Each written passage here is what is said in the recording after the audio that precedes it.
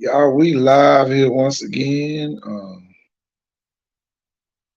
We are live. The people you love to hate. Put that on the screen. Y'all, you watch the NCAA tournament. Y'all gonna see this kid here tonight with Florida Atlantic, former top 100 player. Man, that goes to show, y'all. Somebody had to send me this today. It goes to show that y'all, once we help a kid, that's it. We don't dwell on it.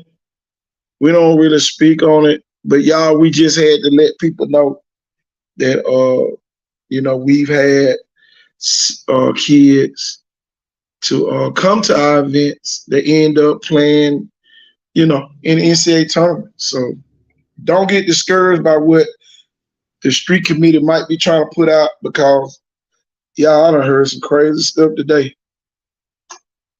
I heard today that it's an event that they got coming to Tuscaloosa, and if Icon Sport got something to do with it, then they not gonna allow it to happen. That's a lie from the pits of hell. Man, we need grown people to start acting like grown people before we have to put the RIP in front of them. Because the kids are watching. And wake up, coach. Y'all, today is walkthrough Thursday here on the show, y'all. Y'all know I come up with all kind of titles. Y'all, we going through the walkthrough today. Telling you, man, it's so amazing other things that happen in our region. Y'all, we getting ready for the top 100 showcase in McIntosh, taking it back to the woods. Man, you got a kid out there that need to participate. One day it might be your kid playing in the NCAA tournament. Y'all, I'm telling you, man, it's just a wonderful thing, to see these type kids who come through these showcases playing on the next level. And, that's what it's all about, All that other stuff you can, like Coach Jack used to say, you can buy with a penny and get change. But y'all, we getting ready. Murphy got a new coach. Oh boy, let me put that on the screen. Breaking news. Where is that? Let's put that on the screen real quick. We got breaking news. Breaking news. Murphy has a new coach. Breaking news. Breaking news. It ain't who we wanted. I ain't gonna sit here and lie. It ain't who we thought it would be. We ain't gonna sit here and lie. But we was a fly on the wall today. And y'all, we know exactly who it is. But y'all, we gonna follow protocol.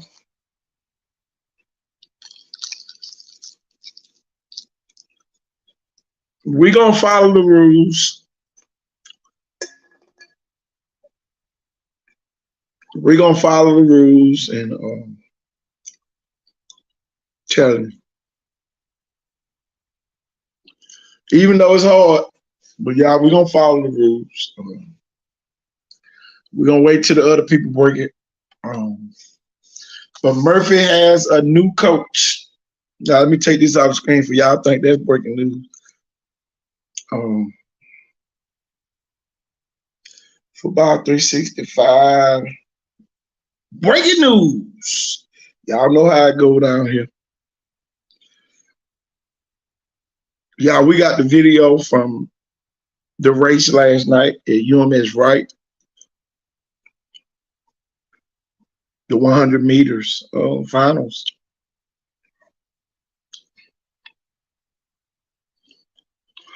John Ray, we ain't worried about them people, man. We on positive news over here. They can do whatever they want to do over there and everywhere else. But I can tell you this, Murphy Panther fans, you would not know who the coach is. Blunt checking in with us. Man, I can tell y'all this. By the time Blunt plays Saraland in football, y'all, it's gonna go down. Y'all, that might be the biggest game next season. Hold on, y'all. Let me take this off the screen. Y'all remember I told y'all this tonight.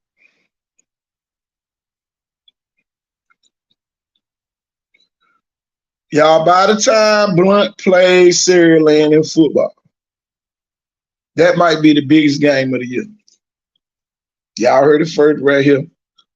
That might be the biggest game of the year, y'all.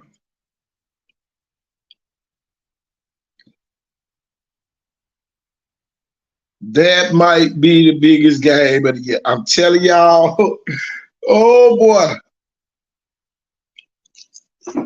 I'm telling y'all, it ain't no love lost. Y'all know how you say that? We looking good, KT. Oh yeah. We looking to add one more. Man, boy, they add logs to the fire. That's all I can say. Boy, that's gonna be the biggest. Y'all mark my words. When Blunt plays Saraland in football next year, that's gonna be the biggest game in this region. Y'all heard it first right here. It don't matter what the team's records are. But that's gonna be the biggest game next season. You heard it first right here. You heard it first. You heard it first right here, man. It's just a lot going on, y'all. Lot going on. Lot going on, y'all. By the time Blunt plays Saraland, make sure you get your ticket.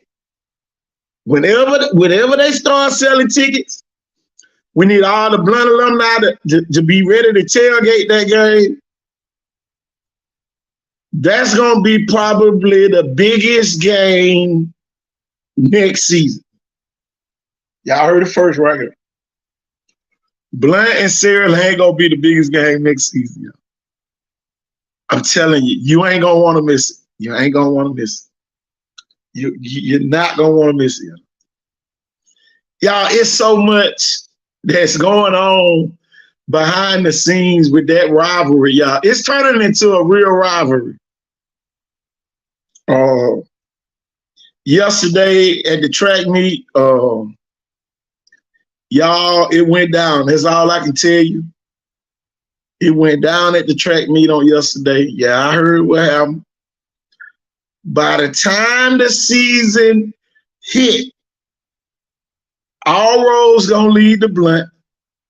All roads, Coach Nelson said anyway, all roads lead to Blunt. But by the time they play, y'all, it's gonna be a real, it's gonna be some hidden down in that game. I'm telling you. Two well-coached teams. Oh, yeah. I'm telling you, it's personal, y'all. Oh, yeah. Was that Blunt today? Boy, look at here. It ain't, y'all, when I say ain't no love lost, y'all. Ain't no love lost, y'all. Ain't no love lost, Copier. I'm telling you now. Ooh, boy, I tell you.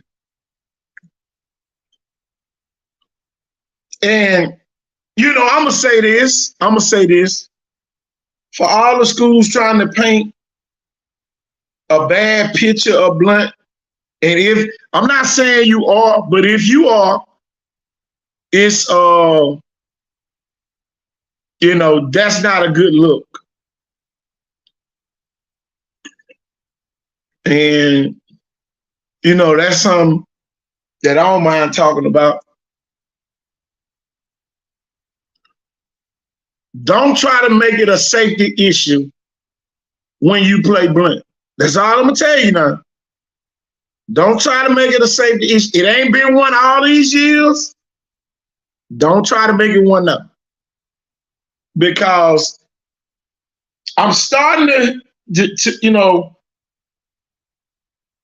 oh yeah, blunt might get some crazy additions, y'all.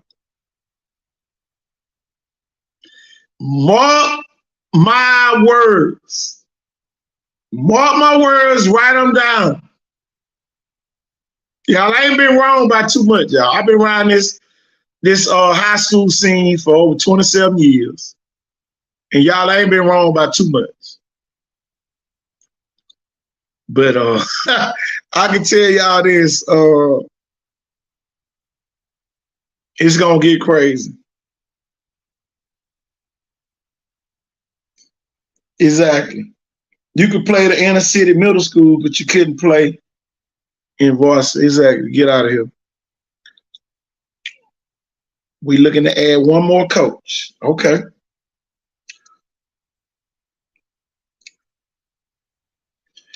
Telling you. Ain't no love lost. I can tell y'all that.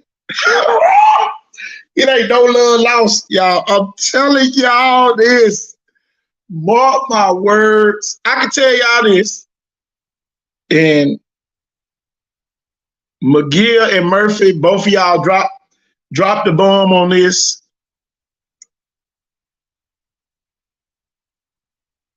Listen, McGill and Murphy, y'all dropped the bomb.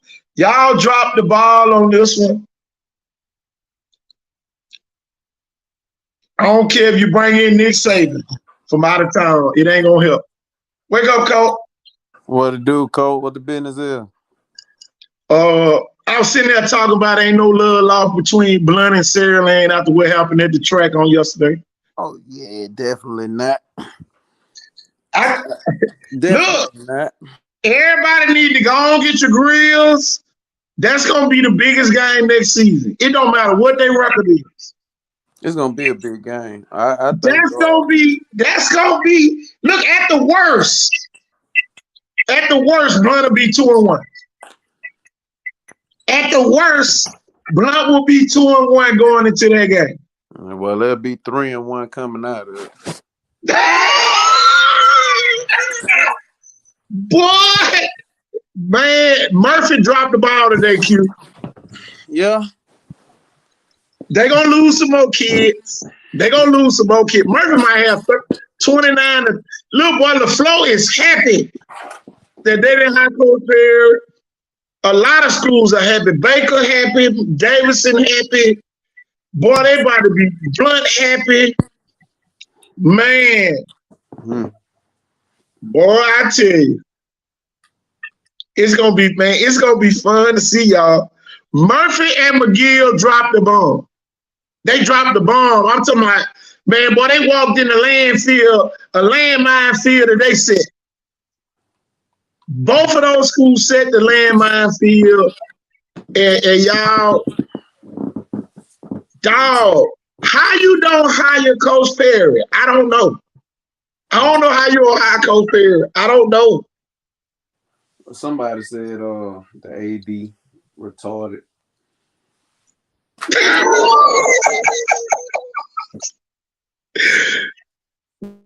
But I'm talking about really.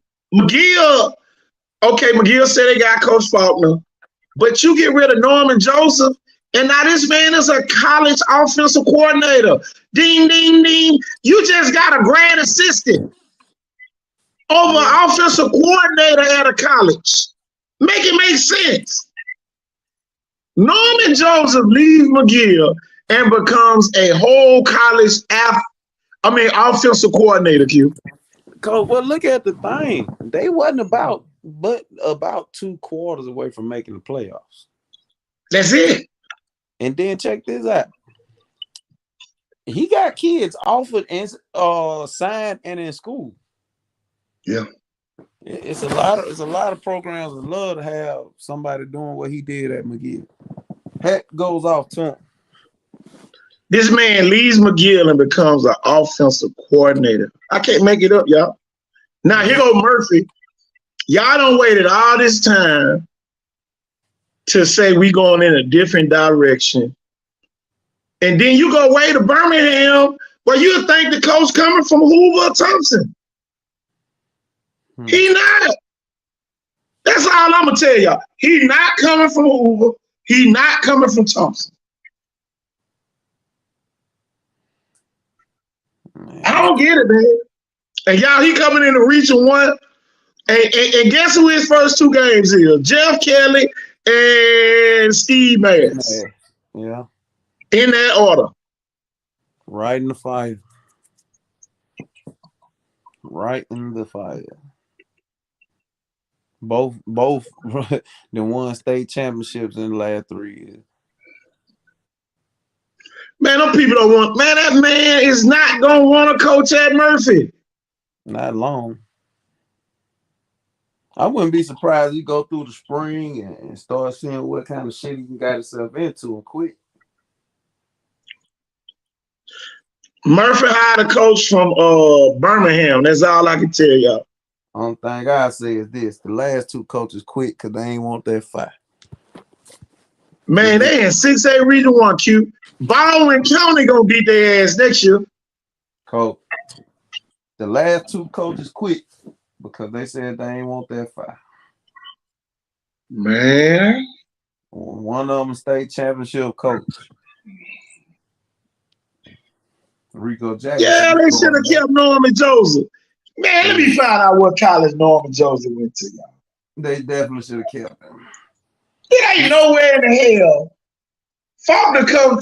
The guy wasn't up but a graduate assistant at West Virginia. Yeah.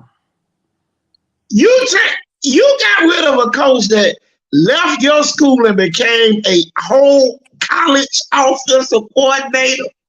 Make this make sense? Yeah. And then we got people saying, "Oh, he an offensive guru." You got rid of the offensive guru. Look at how them boys was playing last year. And just, man, I ain't gonna say nothing. I'm just say Norman Joseph was a good coach. Man, I'm baffled, man. Then here go Murphy. I know what it was, coach, and a lot of people not gonna say what it really is. Norman Joseph. Go ahead and say it. Go ahead and say it, because if you don't, I'm gonna say it. Norman Joseph was good for the culture.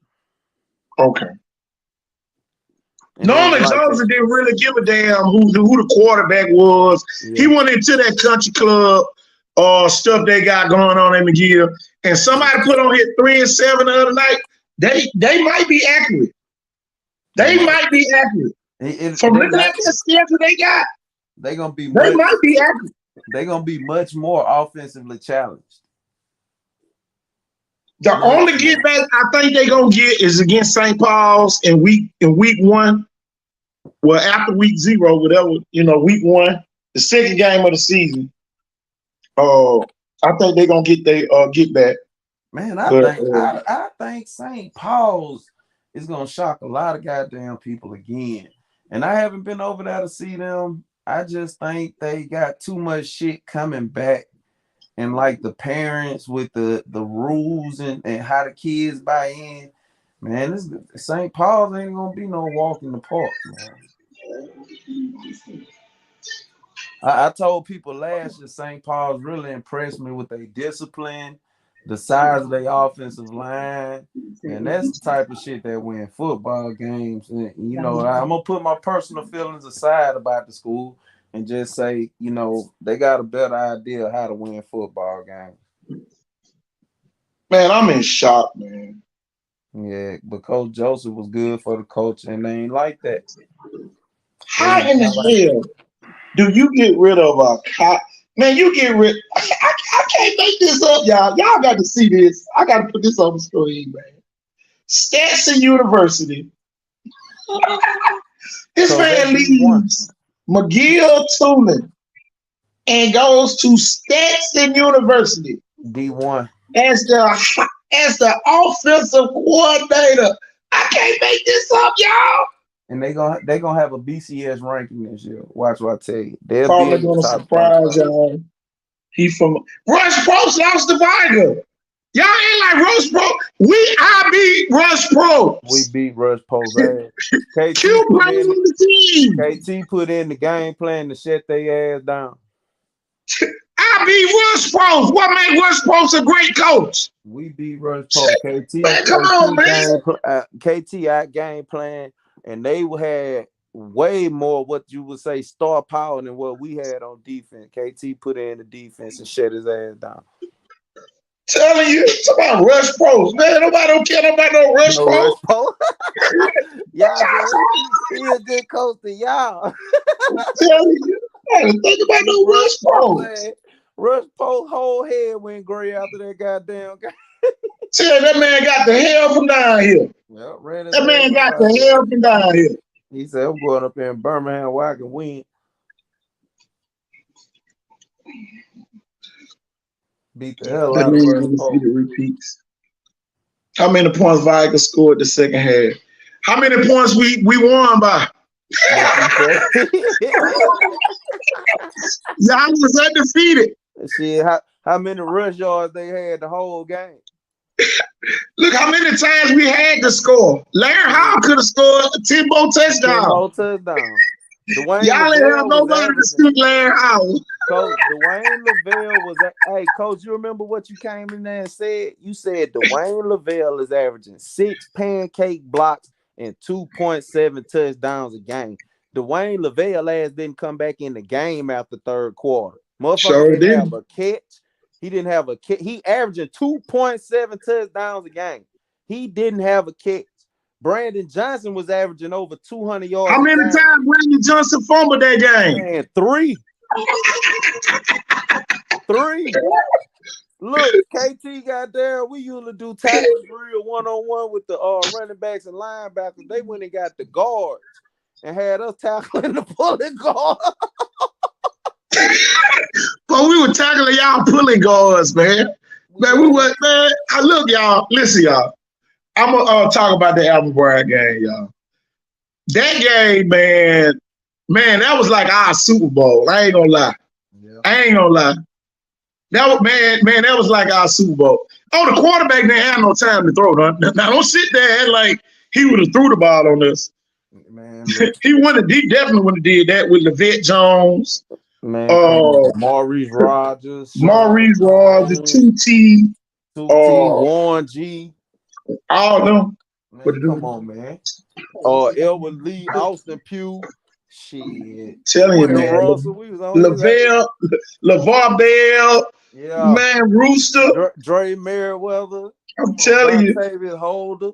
Shit. It wasn't no ass whooping. Viger was tough, but Larry won it. No, we ain't say it wasn't no ass whooping. We ain't never say that. We whooped their ass, though. I ain't gonna lie to you. Them folks were silent as hell, man. Them folks had never been scored on but one time. Coach T, you remember you called the play out and said they gonna try to run the slant on the goal line before halftime, and we picked it off in the end zone.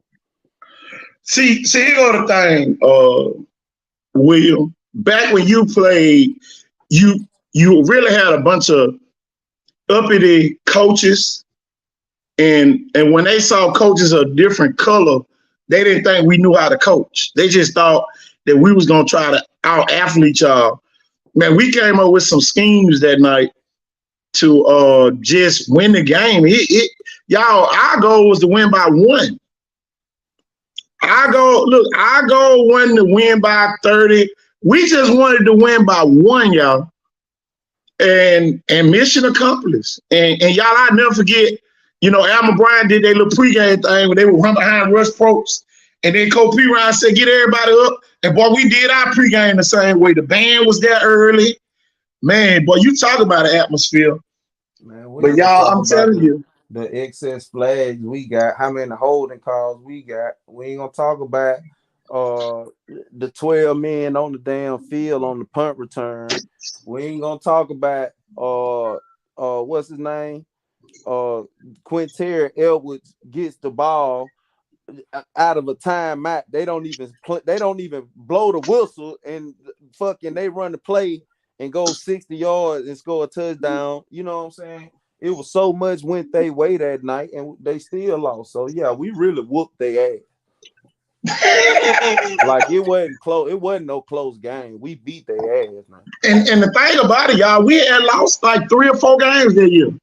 Yeah, we did. They was undefeated. Look, you know, we wasn't even studying them motherfuckers. We were trying to get back at Opelika ass. I'm telling you. We were trying to get the Opelika, and they lost to Central Phoenix City. Oh, they lost to Tuscaloosa County, remember? Yeah, that's right, Tuscaloosa County.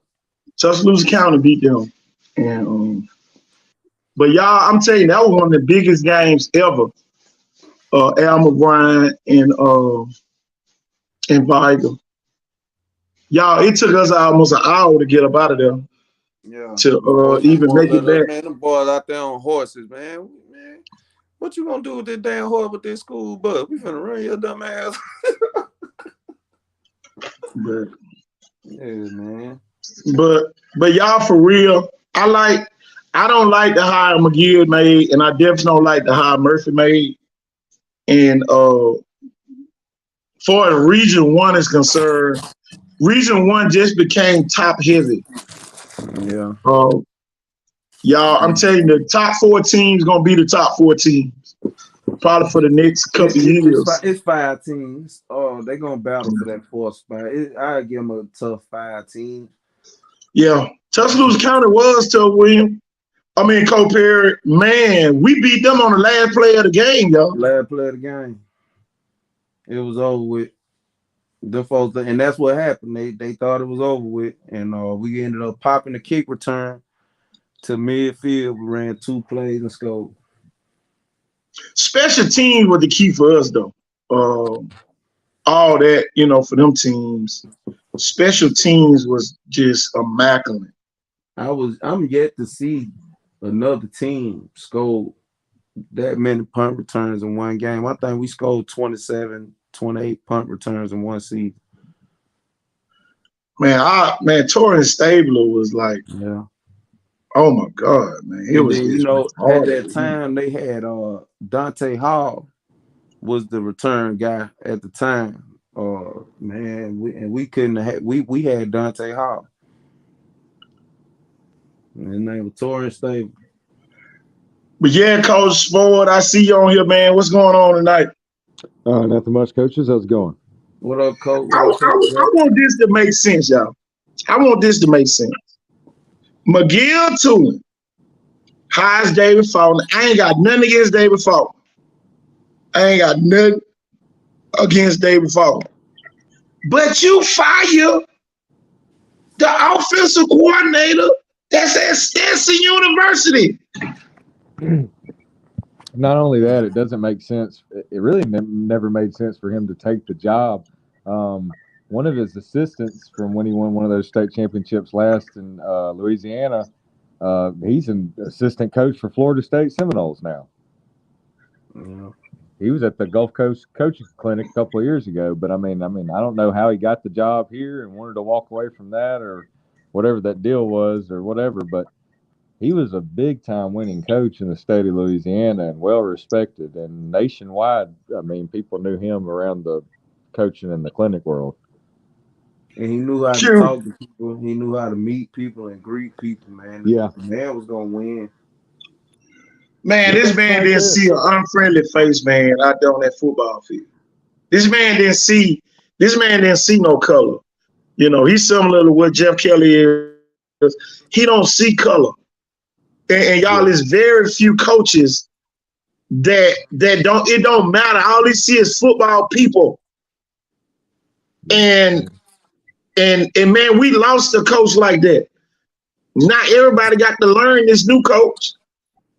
Man, you talking about a coach get fired, and y'all, he canceled the spring so all the kids can run the spring sports. And I get fired? Come on, y'all. Man, and they just show you how long he been around the game. He understand how to take care of players. Man, he played a freshman quarterback. He ahead of the trend. Yeah, I mean, Look Braylon at, you know, McReynolds was part of his program while he was there. You know, man, look at the connection he had with South Alabama with the Eagle kid going over there, McReynolds going over there.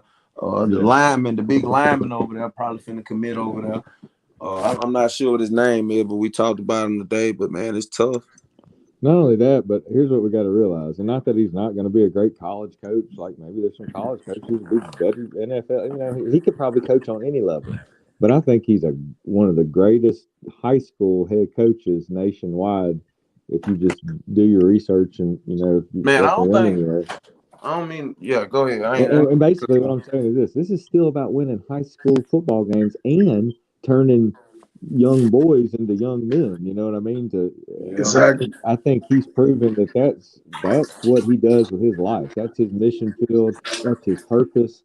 It's not a stepping stone thing. I mean, he's going to win wherever he's at, and he's going to love those kids wherever he's at. And you know, sometimes people that's what they want to do in life, win multiple state championships at the high school level. So when somebody's done it at Louisiana and per capita they were considered better than us for so many years, even though all the talent we have here, we know what Louisiana has produced and how big high school football is down there too. So I mean, it's just one of those things where it's like, who are the minds that be, that made this decision to let somebody with that kind of a caliber as a high school coach go? Right. I don't think people understand just how hard it is to transition from high school to college, much less go get an offensive coordinator position. That shit don't happen. Yeah. That just speaks to how great the man is. Yeah, and especially in a young man's nobody game. else in the city of Mobile. Nobody else can go get a offensive coordinator job but probably Jeff Kelly. That's it. Or Raymond Nelson out there at Blunt now. That's it. Them the only two high school coaches we got that can go be an offensive coordinator on the next level. That's it, coach. The thing about it is most colleges wouldn't even entertain the idea of any of these other coaches coming up there and doing it. Yeah, and in such a young man's game, it seems like. What does that go to show you right there? Experience. Here go the other part to that, y'all. Think about this. Murphy had to go to Birmingham to get another qualified head coach because they felt like it wasn't no other coaches that would take the job.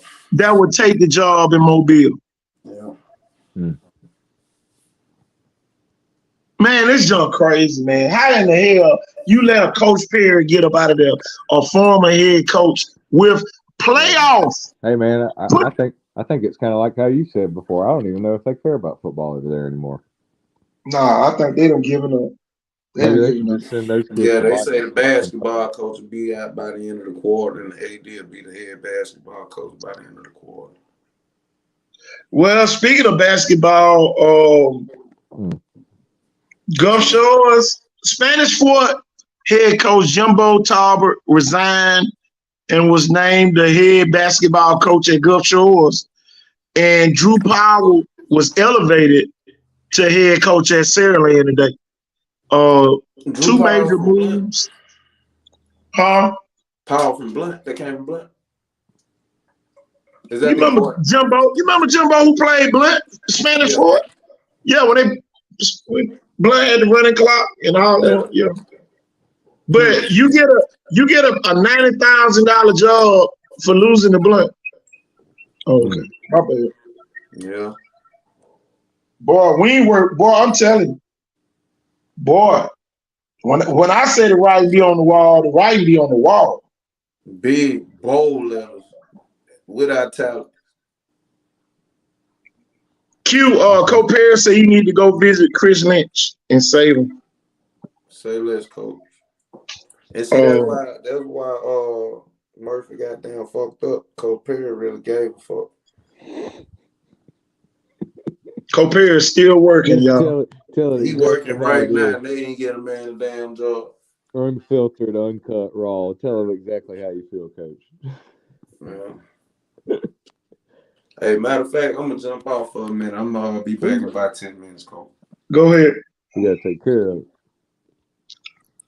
But Man, that's crazy. How many, Jeff? Who's gonna win Region 1? Man, it's gonna be crazy. I don't even like giving them rankings. I just want to pick 4 teams. It's gonna be easy now. It's gonna be real easy now. I don't think it's going to be Murphy or McGill. And then one of the teams, you know, Baldwin County. Come on now, that's 5 teams, 4 teams right there.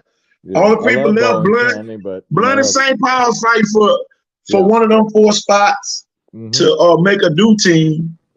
I don't see Spanish Fort, Saraland, or Theodore getting knocked out. Yeah, I don't want to put any 3 of them in any kind of order. It's a new season. Yeah. Every year. I know Saraland's coming back undefeated. They would want to be the preseason, favorite. But, who's to say, even as good as Theodore was last year, we watched that Spanish Fort game, and everybody knows you got to give credit where credit's due. We're going to mention, good team. And we got to do that. That's basically, our job. So, Spanish Fort, look out for them this year, man. They played Saraland tough. Y'all remember what the score was? Y'all remember when they were running stretch outside zone, and it was, they were banging it, man. Yeah, it's gonna be interesting.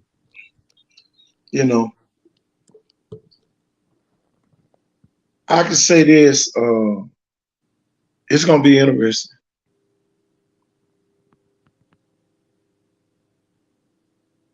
They say Saraland will win the region. Spanish Fort number 2. I don't know. That Spanish Fort Blunt game gonna be big after they play Vargas. That's gonna be a big game. And one thing about both of those teams will be playing their big rival. Spanish Fort played Fairhope in week 0. Viger played Blunt in week 0. So both of them teams, they're going to have to come down off the big high to play a game.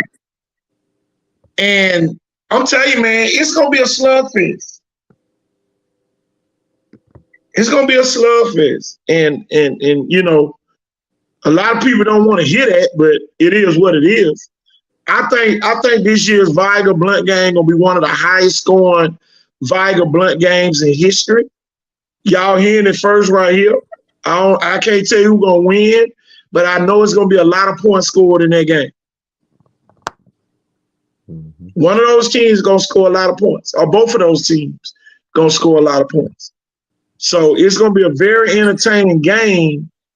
Same way with Fairhope in Spanish Fort. I don't like Saraland to win the region, and I'm going to tell you why. Because they fans sound so much like Theodore fans last year. Ooh, Lord. Boy, you said it. Like, Theodore thought that they couldn't fucking be beat, and they ended up getting beat. And I just feel like Saraland going to have a big humble pie coming their way. Biggest question for Spanish Fort is QB. The quarterback last year handicapped them. Right? He's a good practice player. I can tell y'all this. We're talking about games. Go ahead, Jim. We're gonna go ahead and talk about Spanish Fort. Gabe Myers. Yeah. You got Nemo. You got number 6. The running back. You got Bo Williamson coming from St. Paul's. You got number 6. Let's hear for the East Viking swim team, goddamn. Where the fuck did they find him? Number 6. Man, number 6 is a monster, coach, for Spanish Fort. Oh, yeah. You better go the other way. I never forget, y'all. We was at the Fate Academy game, and we was talking to a particular college coach about number 6. And boy, that college coach struck a nerve when he said number 6 wasn't that good. I bet he's saying that now. Look, they told us Bobby G was too thin at the beginning of the year. Same coach. It's crazy, man. Same coach said number 6 for Theodore was too thin to play linebacker in 6A Area 1. I think he turned out to be the best linebacker in 6A Area 1. I'm gonna tell y'all what really happened. And that same coach called me back a couple weeks after that and said, KT, y'all need to start back doing the showcases. So we can filter through the kids who really trying to make it. And y'all, like I said now, since we done had all of the showcases, a lot of kids in our region fail the test. That's why that particular school is not offering any of those kids. And guess what the coach said? They're not going to come, KT. And when they don't come, we not going to recruit them. The kids didn't come. The kids went to the other little showcase up in Birmingham. And the first thing the coach said, why they ain't come to the Icon Sport? Right there in Saraland, they compete. I said, I don't know, coach. That's what the coaches want. They want kids who gonna compete with their school and gonna compete locally. Yeah. Y'all, you can't skip steps. It's a lot of kids did a disservice going to the Rivals camp before coming to the Icon Sport camp. These people think that we putting on the camps. The college coaches requesting these camps. Just because I ain't talked to everybody in our group about it, all I do is just get the basics. This is why we doing it. And y'all, it's a lot of people. And y'all, I done found out that some people told some of the kids they didn't have to come. They didn't know the importance of it either. So now we got kids missing, and all the young kids gonna get the offers from that particular school, and everybody gonna be looking crazy. Hold on. Here's my thing. Here's what makes no sense. You got to get your first offer somewhere. Most people did by coming to those showcases, right? Yeah. And then they got multiple offers. Okay, here's my thing. Who are you listening to and trusting? That's like somebody telling you, hey, you're working for no money right now, but I promise you one day you're going to get paid. Right. You see what I'm saying? How stupid is that? It's kind of like, dude, why do you have so much respect even for who's running you right now? They ain't doing nothing for you. What you need to do something for yourself. And notice, every kid that's really getting recruited, their dad or somebody in their family or their mama, like a Lamar or something, they're making sure that they find out what they need to do. Man, what you say? Coach, some of this stuff, y'all, a part B to that, Q, is a lot of people aren't doing, they're not taking initiative. It's too much listening, asking people. Don't nobody know the formula. We don't know the formula, but if a college coach say, KT, the kid's not going to show up and they don't, guess what that does? It eliminates those kids. Yeah, they might get recruited by other colleges, but this particular college was going to give out full rides. Some of y'all going to end up with PWOs paying student loans and all that for the rest of your life because you listen to the wrong person. Yeah, true. Look at John Ray. That's the quote of the day, goddamn. Denzel Hill, Saraland gonna beat Saraland. Y'all gonna beat yourself. Yeah. Spanish Fort won't be number 2 either. Uh-oh. I'm gonna tell y'all this. Everybody better start putting respect on Blunt name again. Because you're gonna mess around and be looking up at Blunt and it ain't gonna feel good. Yeah. You need to put respect back on the leper's name. I'm warning y'all. I know y'all probably listen to people, oh man, they said that all the other year. It's different, y'all. Yeah. You got one of the best offensive-minded coaches with athletes. No other team a better offense with that many athletes. They're going to buy in. They've already bought in. That's what the difference is this year. They're living it. Man. I mean, they're literally like, there's great expectations. Those kids, like, they literally feel like they were born and lived to play for Blunt. Just like the kids at Viger. It's different. It's not just high school football and I'm going to go join a fraternity and maybe I could hope to get a football scholarship. Yeah. No, this is like, bruh, if I die tomorrow from just walking out to the mailbox and, the mail lady were to, like ran into me or, I choked on a peanut butter sandwich, it doesn't matter if I'm a legend at Blunt. That's all I really care about. I know that's extreme to some people, but that's the difference in playing at somewhere like that and living in Mobile where they live. I mean, like, dude, I've coached at Viger, man. It's different. It ain't like just going to school and playing sports. It's We don't own the rights. We don't own the rights, y'all. Look, y'all, I'm about to download this video. Y'all got to see this video. And there's nothing wrong with somebody being good. They got to show a Viger something first. What if they go in there and be Viger 45-0? Because that's what Ramon Nelson definitely known for doing. Beating the shit out of Viger. Oh, that's the thing. We don't want nobody to get caught up. I swear we don't want y'all to get caught up, man. Please don't get caught up. Because I'm telling you, when you think you know, you don't know. Y'all, Murphy didn't keep their coach, y'all. I'm telling you, Blunt is gonna be a real problem. I tell you this, and I hope don't nobody take this the wrong way because I bleed green. But if after the first game, I think what's gonna happen.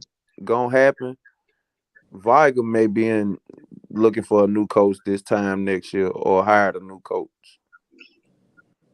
Oh.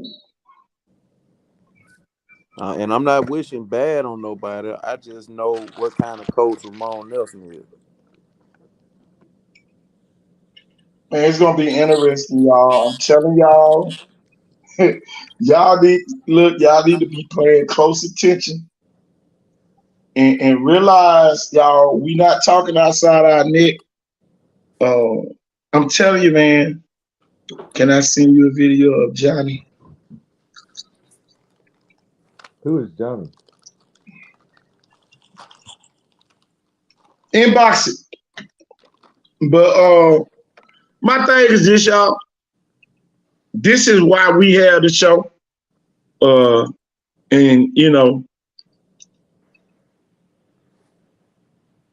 Q made a valid point when he said the Saraland fans sound like the Theodore fans did. Yeah, you get up on that high horse, boy, it's a long fall down. Boy, man, it's like getting at the top of the tallest ladder, and boy, you look down there, it's a kid at the bottom of the ladder smiling, and you know you about to come down. Man, it was just and like I said, don't get me wrong, I was really happy for Saraland. I love a lot of those kids out there, but I felt so bad for Theodore. Theodore gonna still be fighting that loss this year. Yeah, man, it's gonna be a hangover. Yeah, it's definitely gonna be a hangover. Them kids were distraught. The fans wasn't no better. Shit, they left them kids out there by their damn self.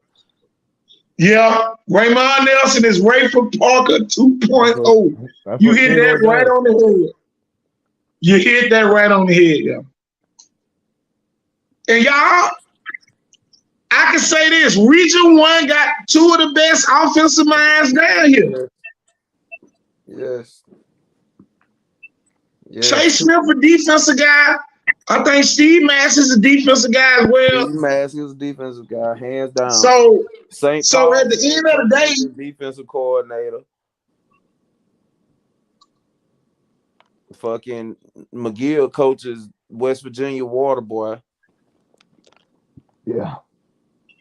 Well, you know who's really coaching the team, right? AD. That was the last day I got allowed to practice with kids at McGill.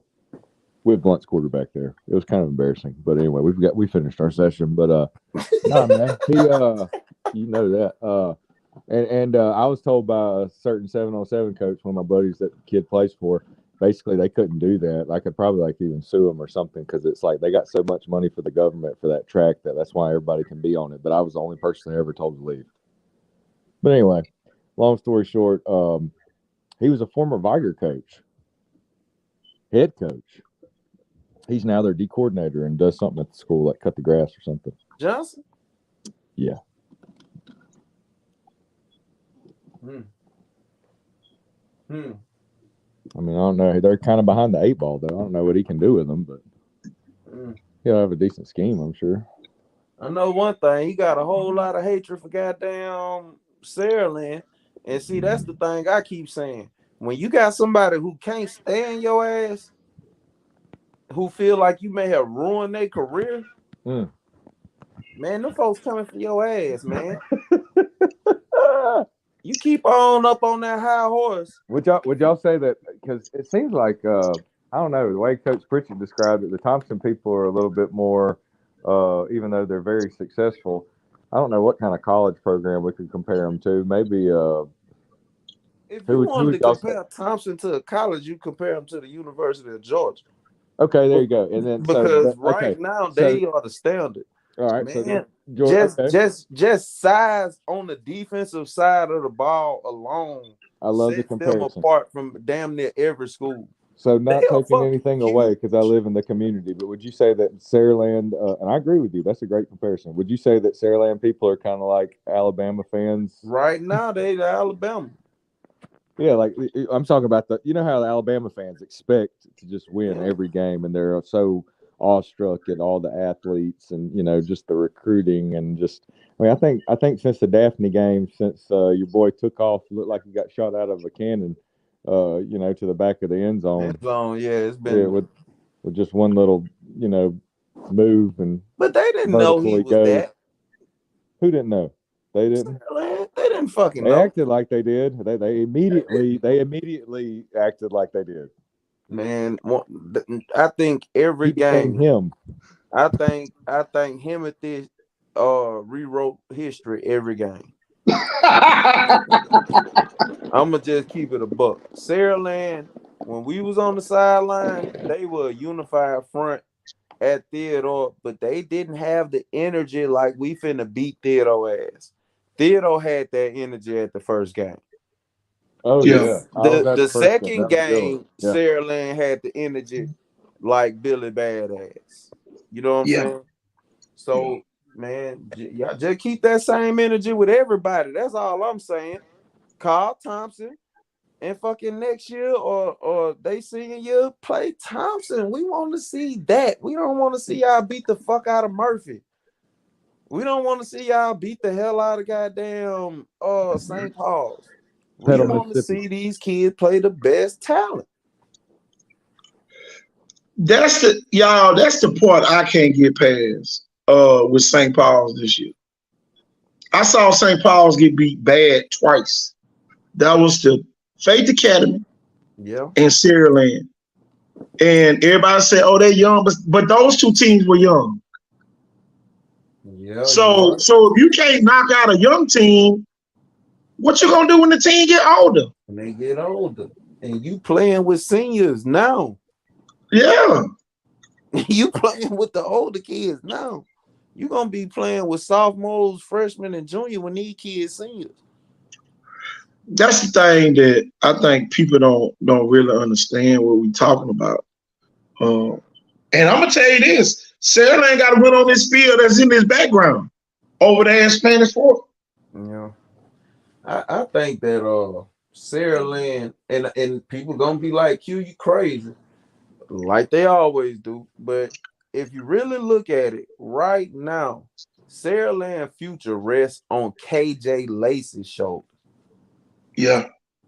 And people not realizing that Ryan is a fucking superstar. You know what I'm saying? at any given moment, that kid might say, you know what, man, I think I'm ready for college ball. I'm gonna cut it off. Yeah, And shut who it gonna down. That's fucking what I've been say thinking too. A anything lot to of kids are him? gonna start doing. Nobody. Just shut it down. You know what I'm saying? He finna break every record there is to break next year. What I mean, he missed the football as a sophomore, the first kid to ever do it. He probably gonna run one of the fastest times in the 100 meters because that kid from Viga on his ass. So he's pushing Ryan right now. A lot of people don't realize if it wasn't for that kid Jeremy Graham, Ryan may have already been to shut it down. But he got somebody who on his ass for the first time. And I think that, he's such a competitor. He's only getting better right now because it's somebody out there to compete. But Ryan Williams is looking at the competition like, I don't think I can be stopped. So, it's going to be KJ who's going to have to make a lot more plays. And he's more than capable. He's more than capable. I think he's the best quarterback in the area in class of 2025. Hands down. But fucking so much has to go right for the city of Saraland and that team to go undefeated and repeat. It's not a good thing for them not to lose in the regular season. And you'd be like, well, Q, that sounds stupid. Look at Theodore. Exactly. Boy. That's why you schedule a preseason game with somebody out of state that can just whip up on you real quick. And you go get your ass whooped. Man, Saraland linebackers looked at like shit that first game. Them boys was on the sideline looking at them damn Theodore linebackers fly around and knock the fuck out of people, and they got better. They got 100% better. Saraland can't stop the run. So you can score 100 points, but look, fucking run ISO this year, buddy. Straight ISO. Murphy had 2 possessions and took damn 11 minutes off the clock. So like, please, y'all gotta understand, it's gonna be a long damn season, bro. And you got a guy up there named Ramon Nelson, and he gonna give it to your ass so many different kind of ways. And he got fucking 5 running backs. Theodore lost that game because they had 1 legitimate running back. This man got 5 fucking running backs, bro. Hey, y'all, we ain't even talking about the athletes. Man, look. Y'all, Duke Williams might run for 2,000 yards. Y'all heard it first right here. Duke Williams will have over 2,000 yards unless he get injured. Coach. That's the only thing to stop him. Coach, he gonna have 1,700 yards. And you want to know why? Because they so fucking heavy at the running back position. And with that freshman that's coming over there, they already got a train over there. And the motherfucker look like Derrick Henry. I don't know the kid name. But fucking they got somebody who is a home run hitter coming over there. A legitimate 4-4 kid who's gonna jump right in and not do nothing wrong and do everything the coach tell him to do, and he ain't scared of shit. So you got these kind of kids over there. You in trouble. Y'all haven't stopped the run yet. People just keep trying to throw the ball. You know what I'm saying? Nelson gonna take what you give him, and he gonna watch it. I'm telling you now. He looking at that first Theodore game, and he seeing everything that y'all did wrong. Why did that kid block that damn field goal, that extra point? Why did Ryan fucking take that damn kickoff back? How did he shake the shit out of Will James? All that shit he gonna know, and he's not gonna make those same mistakes. And I'm telling you, it's gonna be a long season. Got to get stronger front. That's what they doing, y'all. Yeah, that's what they doing. Blunt in the weight room, y'all, 6 a.m. and 4 p.m. every day. Not including during school. Hey, that's Bobo Gill. Bobo Gill, send us a picture of that boy, CD Gill. Y'all got to see that boy, man. That dude look like a damn college linebacker, man. Y'all got to see this kid, man. His neck is probably gained like 2 inches of thickness. But see, here go the thing. Saraland offensive line wasn't the best offensive line. They had a great scheme. Great coach. Exactly. So I don't want nobody to think that Saraland had players. Y'all, when you get a great coach, Man, it makes it 100% easier. And y'all, I can tell y'all this, being a coach from Viger, they used to see all them black coaches, and y'all, they didn't think that we knew how to coach until third quarter hit, and we over there jugging with the band, and boy, we up 31-7, and boy, they looking like, how the hell they beat us, or we up 35-0, about to get a shutout. So y'all, I'm telling you, this is not the same Blunt team. I'm telling y'all this. If this year you're gonna have to score 40 to beat them. Man, Nelson gonna score, cuz. You gonna have to score. Listen, y'all, that's the equivalent of 6 touchdowns. You're gonna have to score 6 to 7 touchdowns when you play Blunt. I'm telling y'all this. Duke Williams is the man now, y'all. He's not a freshman. He's not a sophomore. He's not a junior. This kid's senior year. And everybody done caught hell with him the last 3 years. What you think you about to get now? You going to hell. Duke Williams about to send you to hell this year. Man, he a lot bigger than a lot of people give him credit for too. And then he come from, it's in his blood. Yeah, you're right. Everybody else is playing for second place. I want to give Saraland they do. They're the state champions. Nobody can pull it off in 6A. I would rather be in second place in Region 1. I can promise you that. Looking at how them brackets fell last year, yeah. I would rather be in second place. Man, Hewitt Town, you don't want to see them guys, man, sprinting up to that line after airplay. By the time they sit the ball down, they going no huddle, no snap count. No, right. Nothing. Just pure speed. Duke, read what Chris Nelson said. Duke running in a system now, better blocking schemes. What you say?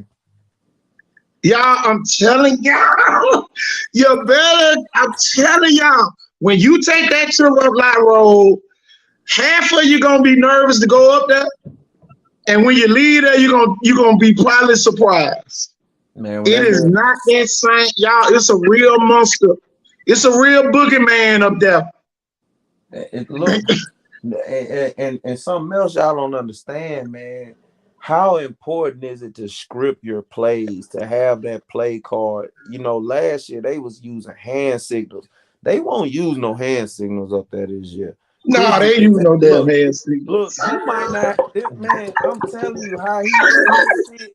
He might not have to call no plays. You're going through a college crash course in football right now. That's what them kids at Blunt getting. A college course in football. Man, on 4th down in the game close, everybody's gonna know what play to run. Everybody's gonna know, already know. So like we watch. This ain't your Blunt team that's just gonna get inside the 5 and throw the fade 4 times. That's not gonna ever happen. This is not your Blunt team that's gonna throw the slant. This is not that team. This is gonna be the Blunt team. Well, and watch what I tell you. Immediately when Nelson gets inside the 20, they're gonna have to spend timeouts. Yeah.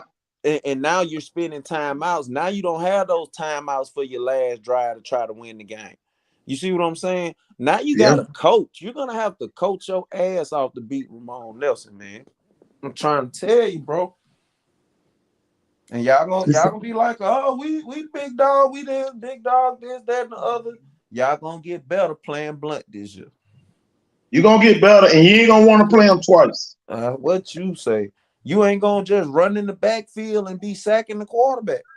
You ain't gonna just run in the backfield and be getting a Duke or the freshman or that sophomore. Man, them guys are gonna have holes to run through. And check this out. Ramon Nelson is the kind of coach that if you don't do your job, he's gonna replace you. It's not gonna be a lot of non-accountability on that Blunt team. You're gonna be held accountable. You got nothing else to say about it. All I can say is 13960. I love those kids, y'all. We love y'all. we finally gonna have an athletic team that's gonna be getting coached like some of the other teams.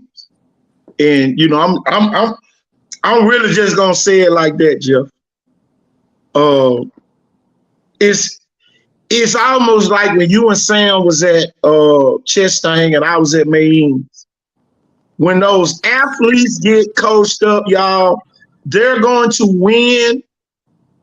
And y'all, some of them games, Jeff, where you at, Jeff? Oh, I'm here. I'm listening to you guys. How many games when you was at Chastain, y'all scored 6 or 7 touchdowns? Probably about 70 to 80% of the game. Yeah, because you know they would always, if we got up too quick or whatever in the third quarter, they'd start calling some stuff back, or they'd have a running clock going, or not even really play the fourth quarter much. Y'all, if anybody can remember the Maynes teams and the Chastain teams from back during that era, or even the Pillins teams, back during that era when Sam Sheldon was down there, y'all, this is what you about to get at Blunt. And they're gonna score points, man. They're gonna be disciplined. They're not gonna be arguing about who gonna catch the ball. They already know where the ball going. Man, look, they went from a popularity pick to a guy who's gonna do his homework, and after he do his homework, he's the kind of guy that's gonna go get another sheet of paper and write it down again so you can see it very clear. Man, that's the kind of coach y'all getting, man. Trying to y'all, I want everybody to listen to me. Viger, y'all gonna have to score a lot of points to beat Blunt. Hey, coach, think about it this way. Even after the Theodore loss, Theodore still have some of the most bigoted fans, some of the most loudmouth fans there is. They're not talking shit about Blunt whatsoever. The Theodore people are horrified of Blunt. But you know, they don't play Blunt until late. Man, and you haven't heard them say shit. You haven't heard Blunt, you haven't heard Theodore say anything about Blunt being an easy win. Only thing you hearing is, man, they got a good coach. Y'all, respect is given to a dog, and Blunt got the dog now. Respect is given to a dog, and guess what Blunt got? A dog. And y'all know my saying on here, you can't have a cat teaching a dog how to be a dog. You gotta have a dog teaching a dog how to be a dog. And Blunt got the dog. Man, Saraland got the dog. Coach, me and Ramon, I'm telling y'all, man. Way back, and this is a Ramon Nelson quote. He said, "Q, you think only the smart, only the strong survive?" I said, "Yeah, that holds true." He said, "No, Q, only the smart survive." And he told me that damn 15, 20 years ago. That shit is some profound shit. The dude, y'all have a profound coach, man. I love Blunt. Blunt gonna finish number 1 in the region. All I can say is this week, Murphy hired a coach out of Birmingham.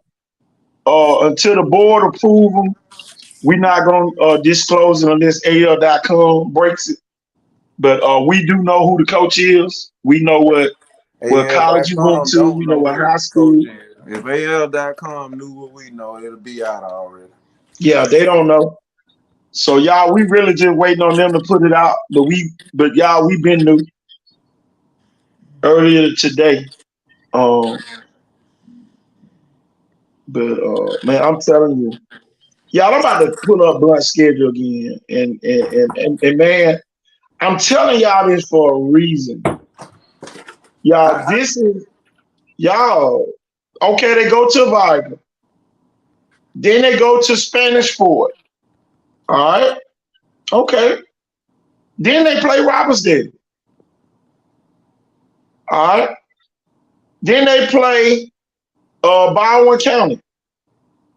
Then they play Williamson. So y'all, just like I said, going into the Saraland game, at the worst, They gonna be 2-1 in the region. At the best, they might be undefeated. Read them first 3 games again, Coach. Viger, Spanish Fort, Spanish Fort and Robertsdale. Spanish Fort and Robertsdale. Okay, man, I'm not gonna never give nobody a Blunt and Viger game. I'm just gonna say Blunt's gonna be very ready for that game. That's all I'm gonna say. I don't know what Viger got over there, but I'm believing that the baddest men in the morning play at 9-1-3. So I'm not gonna pick that game. All right, they gonna beat Spanish Fort. Look at the game they had last year, and you just went and got a whole lot better situation. They're gonna beat Spanish Fort and take that number 3 position. That's what I tell you. Yeah, the proof is in the pudding. All right, time out, Q. Time out right there. Why is Q saying they're gonna be Spanish Fort? When Theodore got down 14-0, Raymond Nelson started calling the plays. And came back and beat them. Outclassed them. It wasn't a good game at that point. He outclassed them. And look, the kids at Blunt aren't scared of the kids at Spanish Fort. Spanish Fort lost a lot. Man, look, the score was what, 12-6 most of the game. They ended up winning 19-6 or something like that. And they got inside the red zone 4 times and didn't capitalize. Man, that's going to be a 36-19 game. Remember, I said it first, 36-19. Blunt. All I can tell you this, Blunt and Viger, don't think Blunt is only going to score 6 points against both of y'all. Not this year. They might score 6 touchdowns apiece against y'all, but 6 points? I'm telling you, y'all don't be Ryan. Look, I see Ryan C on here. Ryan, they can be undefeated, y'all. Saraland and Blunt is gonna be that big game next season. I'm telling y'all this for it happens. Man, that's out of the man mouth right there. God damn. That's out of y'all. The mouth. Shit. Y'all, it's a chess. Y'all, we ain't playing checkers. We playing chess. Y'all, this is chess. I'm gonna tell you something else too. Jeff Kelly didn't have to open up the offense either. No, during the regular season, he ain't really opened it up to the playoffs. He might have to go in his bag a little bit. Third, fourth game of season. See, that's the thing. Okay, Blunt play Williamson. Then they play Saraland at home. They go to Theodore. St. Paul's got to come to Light Road. Circle that game. That's the most important game on the schedule.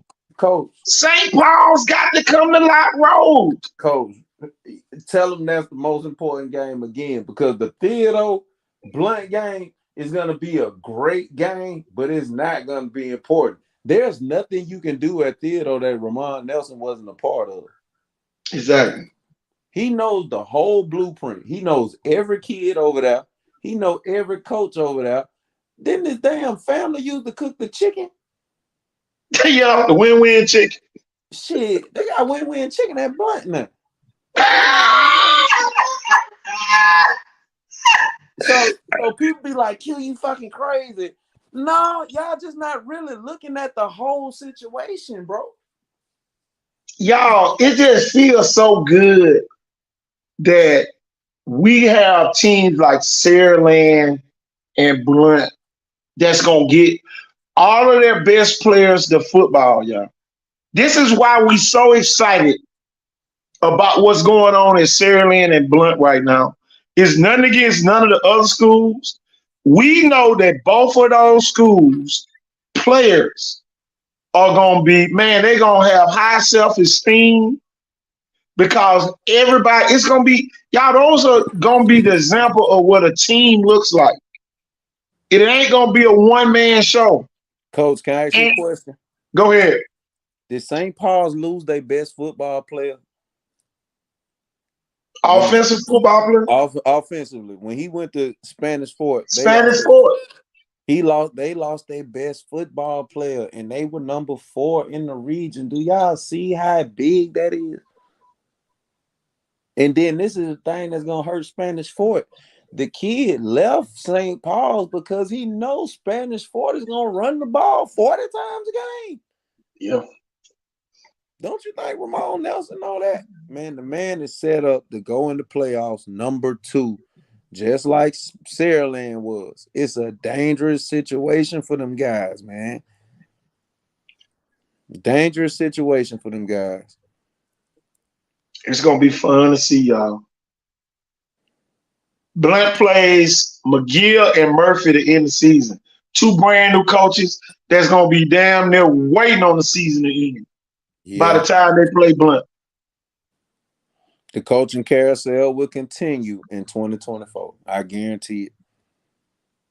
And you can look for the coaching carousel in Mobile County to be a normal. Y'all, here go the things. St. Paul's only beat Blunt 22-14. This is the thing everybody forgot, Q. Blunt led 14-13. Actually, my bad. Blunt led 14-6 in that game. Man, look. And they ain't have half of the offensive expertise that they have right now. I'm gonna tell you something. And y'all, this is nothing against the old coaching staff. It's just it comes with a gift. Jeff Kelly and Raymond Nelson both have a gift with calling plays on offense, putting their kids in a position to be great. They're not putting them in good positions, y'all. They're putting them in great positions. Y'all, you talking about 2 offensive geniuses. Yeah. And y'all, only one can win. So y'all, it can go either way. I need the he said 3-0. Y'all, in both of those games, they did not run Raymond Nelson's system at Theodore.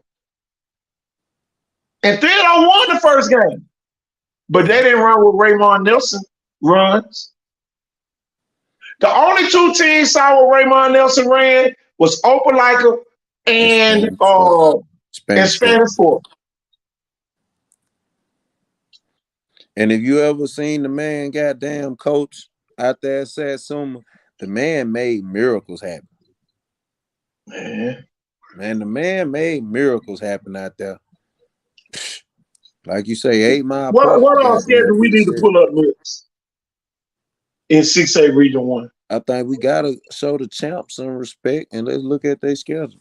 Okay, we're gonna look at Saraland real quick. Saraland plays Daphne at home. Murphy at Red. St. Paul's at home. Then they go to Spanish Fort, Robertsdale at home, Foley at home. Then they go to Blunt. This is the game that's going to help Blunt even more. Foley is going to help Blunt even more. Be ready to play Saraland. All right? Then they play Blunt. Then they host Baldwin County. They host Theodore. And they go to McGill for the last game. Y'all, McGill going to be dead. They're going to be just lost to Blunt. And now they're going to have to play Man, say McGill going to be on life support. McGill is going to be, boy, they going to die that game, y'all. The priest. McGill is going to die. McGill ain't going to even want to show up at their own stadium, y'all. They might stay on Catherine Street, on Lafayette Street, and not even make the bus ride out there to the look. Yeah, I better hope. Or half of the kids going to be with Philip Murphy playing in the tip-off class. Man, look, I'm going to tell you what, man, and I mean this. You better hope to God that them 3 boys that's in Blunt District don't leave McGill and go back to Blunt. Oh, boy. The 3 best players at McGill, and it ain't fucking close, all live in Blunt District. Whew. If that boy commit to West Virginia and fucking skirt out on them folks, man. Y'all, it's gonna be a long season, bro. I'm gonna tell you this. Nobody on this live but the Blunt fans is gonna want kids to go to Blunt. Yeah. Them folk gonna be getting the hell out of that though for their senior year. Here go the thing. It's a particular freshman they got that lives in Blunt Zone. Man, the boy left St. Paul.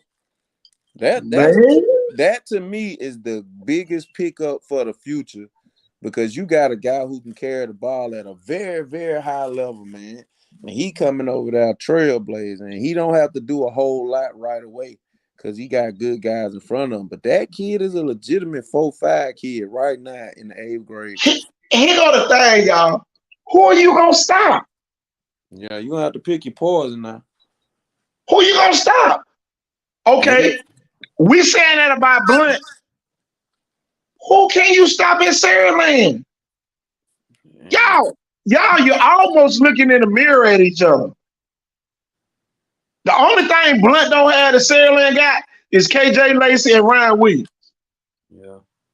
And I'm not gonna compare nobody to them kids. Please don't say I did. But No.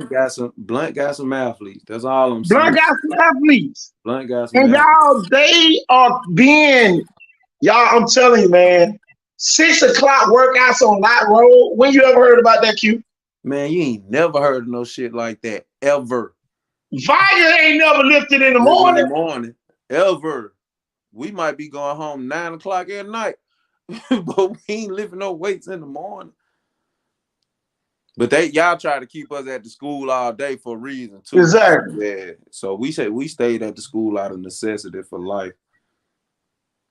Shit, some of us was waiting to eat, goddamn, before we went home. Man. And boy, it wasn't enough for us to pull up at McDonald's, get 100 cheeseburgers, 100 double cheeseburgers, and tell them to send us the bill. They had time, the manager just said, don't worry about it. Yeah. Man, and how big is that, Coach? We never paid for anything. Nothing. The first year I coached at LaFleur, and they were taking up money from the kids to get shimmy shirts and shorts. I said, Coach, we're not going to win very many games. And he was like, well, Q, why you say that? I was like, this ain't the way we did it at Viger.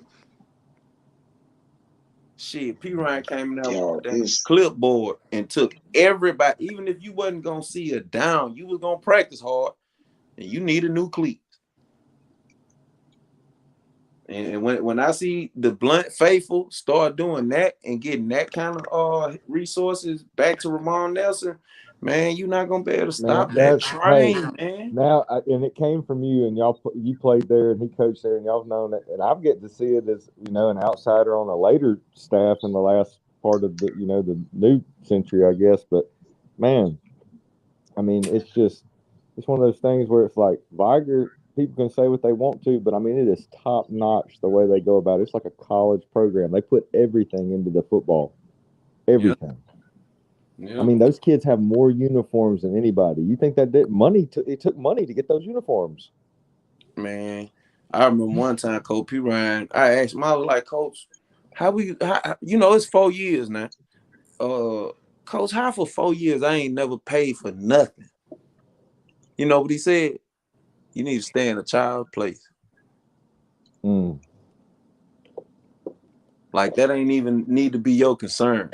How awesome is that? Go hit the weight room for 3 hours. That's the thing, y'all. That's the thing that I'm starting to see a big trend of yeah, we do talk shows and all that, but people starting to get the kids involved in what we saying on the talk show.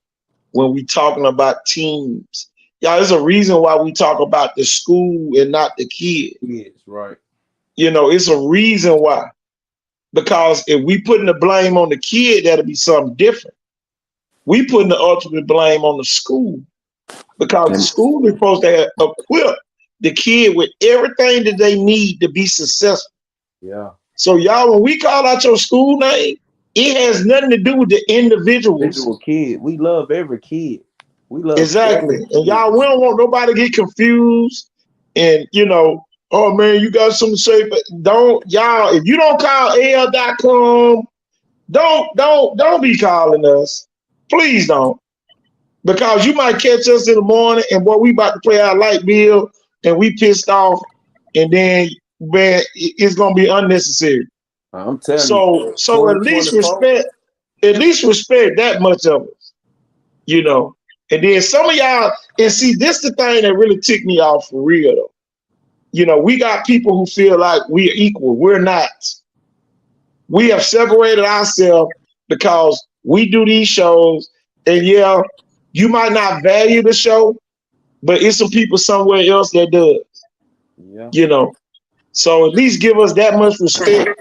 And I ain't got the energy, but my sons, all of them got that energy. They got that energy some of y'all got. And I just don't want y'all to think that y'all can call us and try to bully us. That shit don't work. Y'all, me and Jeff and Q been coaching in the inner city, and y'all, if anywhere we was gonna be scared, that was gonna be in the inner city, and we weren't scared to be there. So don't try to pull our card, all that other hoopla. Y'all, we just on here to give y'all an opinion based off of what we see. Y'all don't see everything that we see. I want y'all to understand that too. Y'all do not see. If y'all was in our media group, y'all would be shocked at some of the stuff that come in that media group that don't even make it on the show. So we have separated ourselves for a reason. Coach, I don't mean to cut you off, but KT do a lot of fucking killing the negative news. Like a lot of that shit y'all don't even hear about. It be nights we can't sleep looking at some of the negative shit going on with our, school system and the kids in it, and we never detail it. But if AL.com or Fox 10 got a hold of that shit, it'll be a lot of motherfuckers in jail. Yeah. That's just like what happened today. Look in the group, y'all. We ain't open our mouth about it. It ain't even a concern. It ain't a thing to talk about. But it ain't even a concern right now. You want us to do? You want us to throw other people under the bus and bash kids and bash parents? No, we're not gonna do that at all.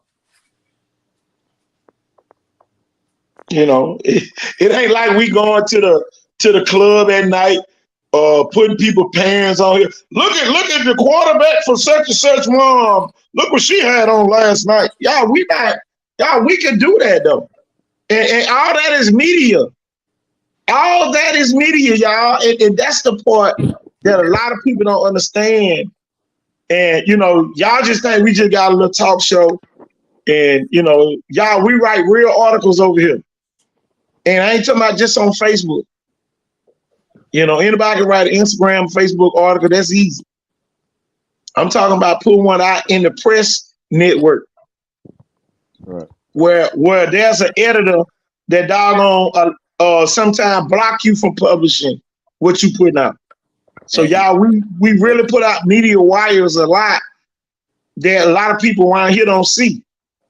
But at the end of the day, y'all, it's for the betterment of our kids. We are the voice.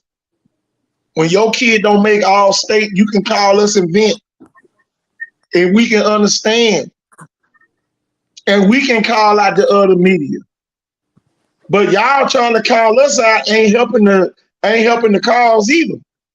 Because now you gonna piss us off, and you don't know who gonna call us behind the scenes and ask us about probably your kid or a kid on your team. Hey, I can put it to you like this. And a minute ago, I was going to say this. It doesn't matter, Blunt. I know y'all are saying maybe they needed to do better from in the past. We're not going to name schools, but basically, just if you're not doing like Viger, if you're not equipped with the proper necessary resources, you're not going to be successful. No.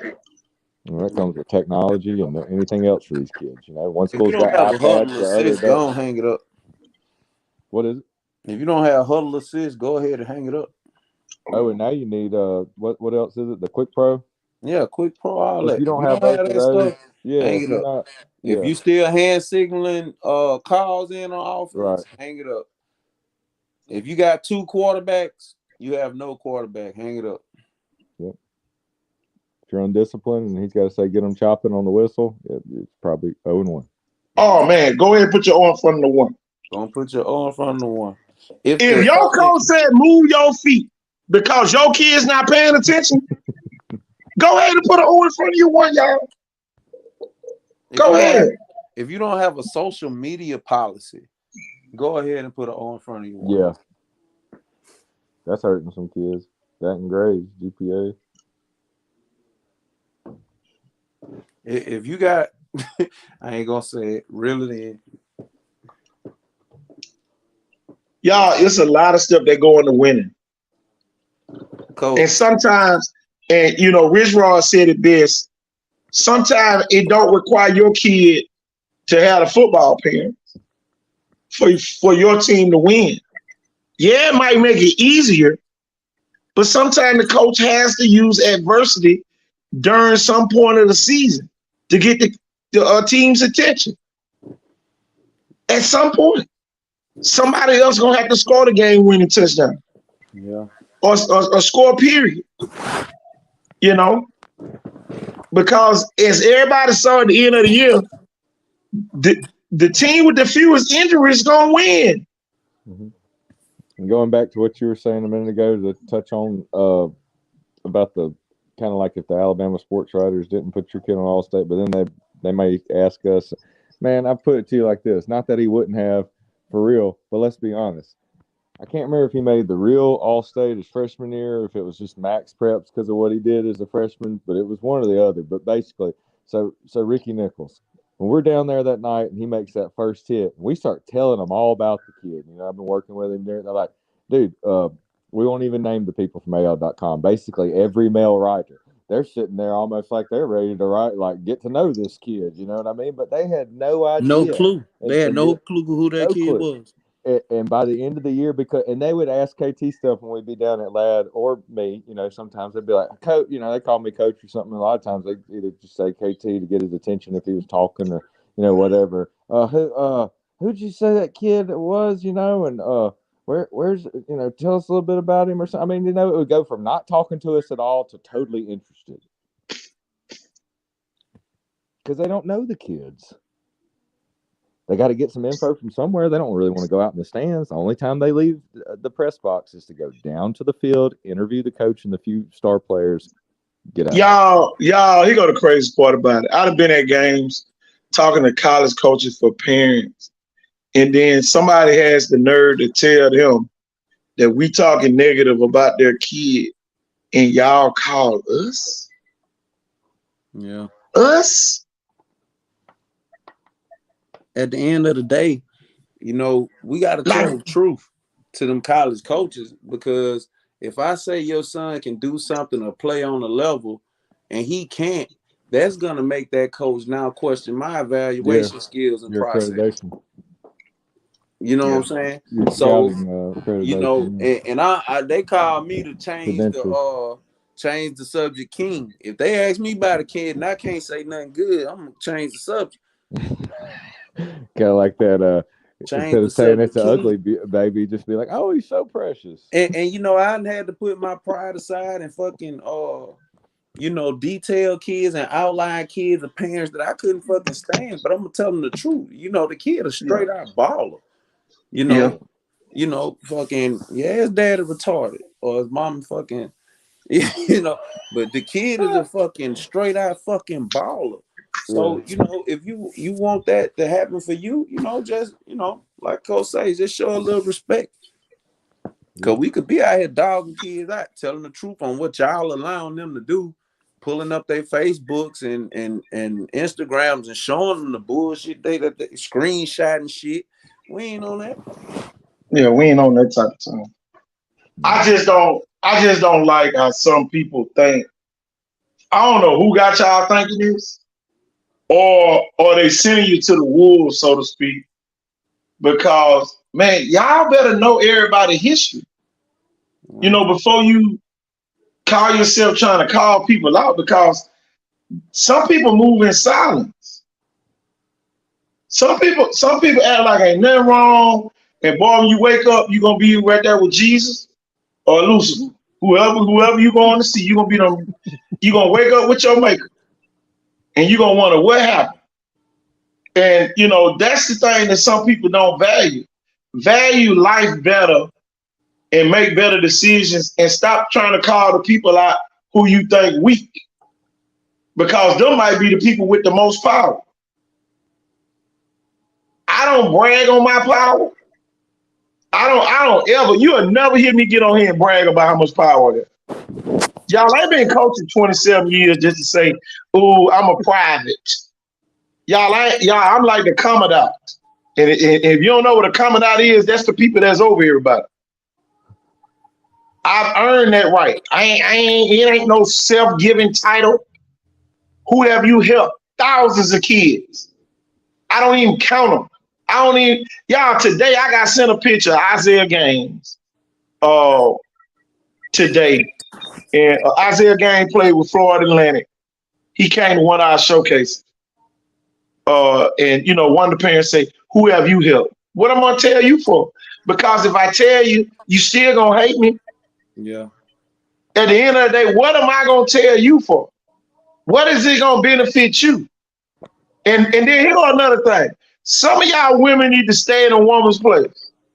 They mostly late to the party. I mean, that's the problem too. It's kind of like, where have you been? Look, and then stop being the scapegoat because y'all like somebody. Right. And you know, ever since some people left this show, people done pick sides. And everybody that went with the other side, they call themselves trolling. Don't be on this show trolling. Y'all, we still gonna talk positive about kids. They gonna talk positive about kids. But just because you pick a side don't mean we gonna pick a side. We ain't got nothing against them people. We don't tell people who to pick sides though. They were told who to pick. Exactly. We don't do that, man. This ain't Mean Girls. We don't care. That's the difference. We real men. Like, we don't care either way. We're gonna do what we do. What you say? I may not even acknowledge you half the time. That's like, you know, I'm good with parents most of the time, but once I start grinding or whatever, half the time I don't even talk to them. I would just be like, tell your mama this or whatever. I don't want to talk to parents. I mean, me and Sam used to say that at Chestang, which we hardly ever had to deal with parents hardly anyway. But I mean, it was just like, I don't want to talk to your parent. Just like I don't want to talk to your parent about, Coach, here's the pizza money for, you know, no. Like, you be a man. I got the M&M money, Coach. Hand me your money like a man and say, here's my money for the pizza for the game and everything. Like we do. I don't want your mom to do it.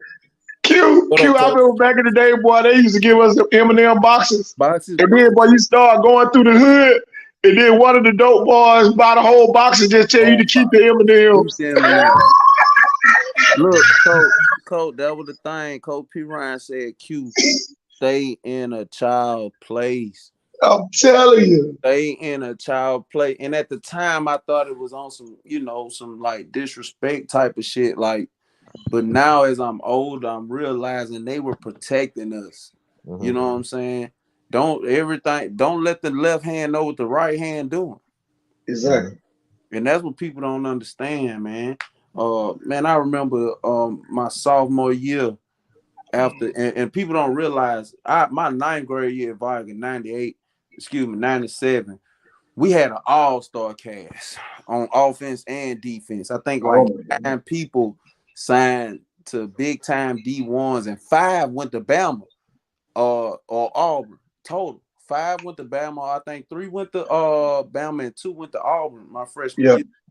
The next year, Coach P. Ryan didn't say nothing. Just at the beginning of the season, we showed up with probably the most high-powered defensive coaching staff that has ever been assembled. Yeah. That has literally ever been assembled. Every position had a damn coach.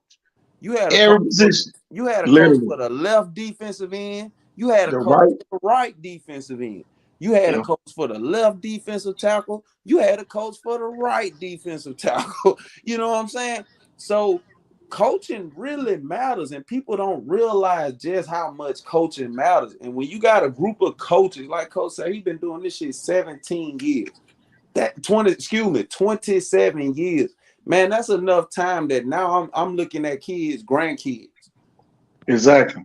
I'm looking at kids, grandkids. Yeah, I know what this kid gonna be because I knew his mama and his grandmama. You know what I'm saying? So this shit is a revolving door. And if we didn't pass kids on to colleges, and there's a lot of them out there, and like you said, who have you helped shit? I'm gonna talk my shit. I don't think it's a damn coach, you know what I'm saying? With more pull than me. And I hope that those coaches feel the same way. Right. We can continue to get kids out of here. But the truth Exactly. about it is, Coach, Mississippi on our ass. A lot of them scholarships finna go that way. Y'all, I'm gonna tell you this. The best thing ever happened to this region was us going back into Mississippi. In the Mississippi High School Activities Association, allowing us to come back after COVID. Y'all, COVID-19, we had to pick a state. And y'all, that's why we branched all the way up through Tuscaloosa and all that. We ain't gonna be covering Tuscaloosa next year. The only school we gonna cover in Tuscaloosa is Paul Bryan, and that's called Coach McKenzie there. The only school we gonna cover in Birmingham is Thompson. Man, y'all ought to seen the video tour that Thompson gave me today. Oh my God, y'all. Thompson have 6-foot blue maps when you walk inside their field. 6 foot, 6 feet tall blue maps, y'all. Replicas when you walk inside of their field house, y'all. Y'all, they got a cold tub. I thought Saraland had the biggest one. Nah, they got a cold, man. Look, y'all, that mother look like Bishop State Pool. The cold tub. The whole football team can get in the cold tub at one time. Thompson defensive line coach told me today that they have the number one defensive lineman in 2023 through 2028. Y'all listen, y'all the quarterback, y'all the number one 8th grader, the number one 8th grader in football, and the number one 8th grader in basketball ride to the facility at 5:45 every morning. So y'all, this is what y'all don't understand about them two kids riding together. They're multiplying. That's greatness. Greatness multiplies. So you might not feel like getting up Q today, but you ride with me and you know I'm the best football player and you the best basketball player. So what we gonna do to each other every day? Push one another. Because if we the best, who pushing us? Nobody. Think about it. So, you know, that's a big advantage, y'all. And y'all, I'm telling you, everything that happens here at Icon Sport, you won't hear it on this show. If y'all knew some of the conversation we done talked about today, y'all will be shocked. Some of the stuff, y'all, we know exactly who the coach is at Murphy. We know exactly who he is. We know he's not from Mobile. We know he didn't coach in Region 1 this year. So at the end of the day, that's something, y'all, that we gonna have to hold. We know. Y'all, we knew this morning that Spanish Fort basketball job was open. Why do we know Spanish Fort job was open? Because Gus Shores was hiring their coach. Yeah. And that new Murphy coaching pick, it almost looked like a Mac Morrison Return of the Mac putting on a Michigan. I don't know what that dude What was. you say, Coach? I was Look, like, Man, that's come who I on, heard. man. Hey, I was Coach, like, we dude, still hey. haven't outlined the baseball situation on Catachino Road. Oh, Lord. Man, I don't even know what happened to that. Yeah, I think we I need know to who talk the coach about that. was. Text, we don't give no fucks about what y'all talking about. Just tell us who was that? Who? Who was that? Matt Cole. Just tell us about Murphy. Murphy. Matt Cole, that's why your ass probably at a losing program. What school you associated with? You do, it looks like Murphy. Oh, shit. Why is Baldwin County upset with Gulf Shores? Because they hired the coach from Spanish Fort and doubled his pay. Y'all, he make just as much as every football coach in Mobile County. In Mobile County. And then he get paid in the summer because he get paid through the city. His money don't stop in the summer. You talking about And he Spanish get Fort one of them coach? blue tag cards. Yeah. You talking about Spanish Fort coach? Gulf Shores. Gulf Shores. Oh, yeah, okay. Gulf Shores went and got Shores the is a damn different former animal, man. defensive coordinator from Auburn. But man, I mean, like people don't. I mean, the head coach, man, he ran a great system at UNA and Louisiana Lafayette. I mean, he probably should still be college coach. And they had the Notre Dame offensive, huh? Hedgesmith ran the fucking most polished offense in the county this year. Yeah. Well, I mean, he did it in college, and especially in Division II. Think about this, record setting at UNA. What was the score Theodore Williamson game? Theodore Williamson? Last year. Theodore didn't play Williamson. Excuse me. Blunt Williamson last year. 12-6. Gulf Shores put 50 on Williams. All right, stop. Hey, I got to look at this. Stop crying, people. Stop crying. They feel like they're taking coaches, teachers, and athletes. Yeah, that's you need to feel better. They are. But hold on. Everything speaks for itself. You get to live down in Gulf Shores or like Orange Beach. Okay, that's better. It's just better. Stop Nobody getting shot. If you can move or do what you want to do, do what you want to do. It's a free country. Stop. Oh, you're whining. That's why you're a loser. You're right. Gulf Shores. That's a loser's mentality. Complaining. Gulf Shores has a contract. Move to Saraland. Gulf Shores has a contract with every gas station for a mile each way from their fucking stadium where the kids can just go in there and get shit for free. Dude, the city and the mayor, that's just like when the baseball field. All right, imagine this. You're an umpire, right? You don't get paid. You get paid your check, even if they throw one ball down into the game and you say play ball and he throws one pitch, whether it's a ball or a strike or a pass ball, whatever, you get your check. If he don't throw a pitch, you don't get no money. You got to go home with no money, and you may not get the rain out game. Okay, so if it rains over there for about 5 minutes, that mayor's going to come out with those guys that take care of that field like they're the guys that work the Bay Bears. I think it was the same crew, and they don't have a job at the Bay Bears anymore, so who do you think they're taking care of it? He will not let that field get played on with 5 or 10 minutes hard with rain hitting it. Exactly. It's natural grass field. And Gulf Shores got the better idea, man. They whole coaching staff is nothing but college coaches. The whole middle school staff is nothing but college coaching. Oh, cute. The middle school. Hey, Jeff, me and you got out of coaching middle school too early. The middle school coach make $80,000. Did you see the requirements for the damn middle school coach? Man. Sam should have went over there. Jeff, we should have went over there and just say, pay us half. Yeah, me and you'll take half. Coach at Gulf Shores middle. Look, get Jeff 40, give me 40, and play an 8-game season. Man, we'll be y'all. The man is making $80,000 and only playing 8 games a year. Man, the man is making $10,000 a game. Yeah. You know what these kids could say? Still don't count the summer money. He's still that ain't even count the money where you got the kids up there Monday through Friday. They feed them breakfast, lunch, and dinner every day. Every day they feed them breakfast, lunch, and dinner. Everybody eating on some type of meal plan. Man, y'all don't even understand. Man, they sound like they're the closest thing to that Thompson stuff. Yeah, it is. It is. It really is. I bet you Thompson better not call Gulf Shores with that bullshit, because they going to play. They'll play, right? Yeah, Gulf Shores will go up there and go play.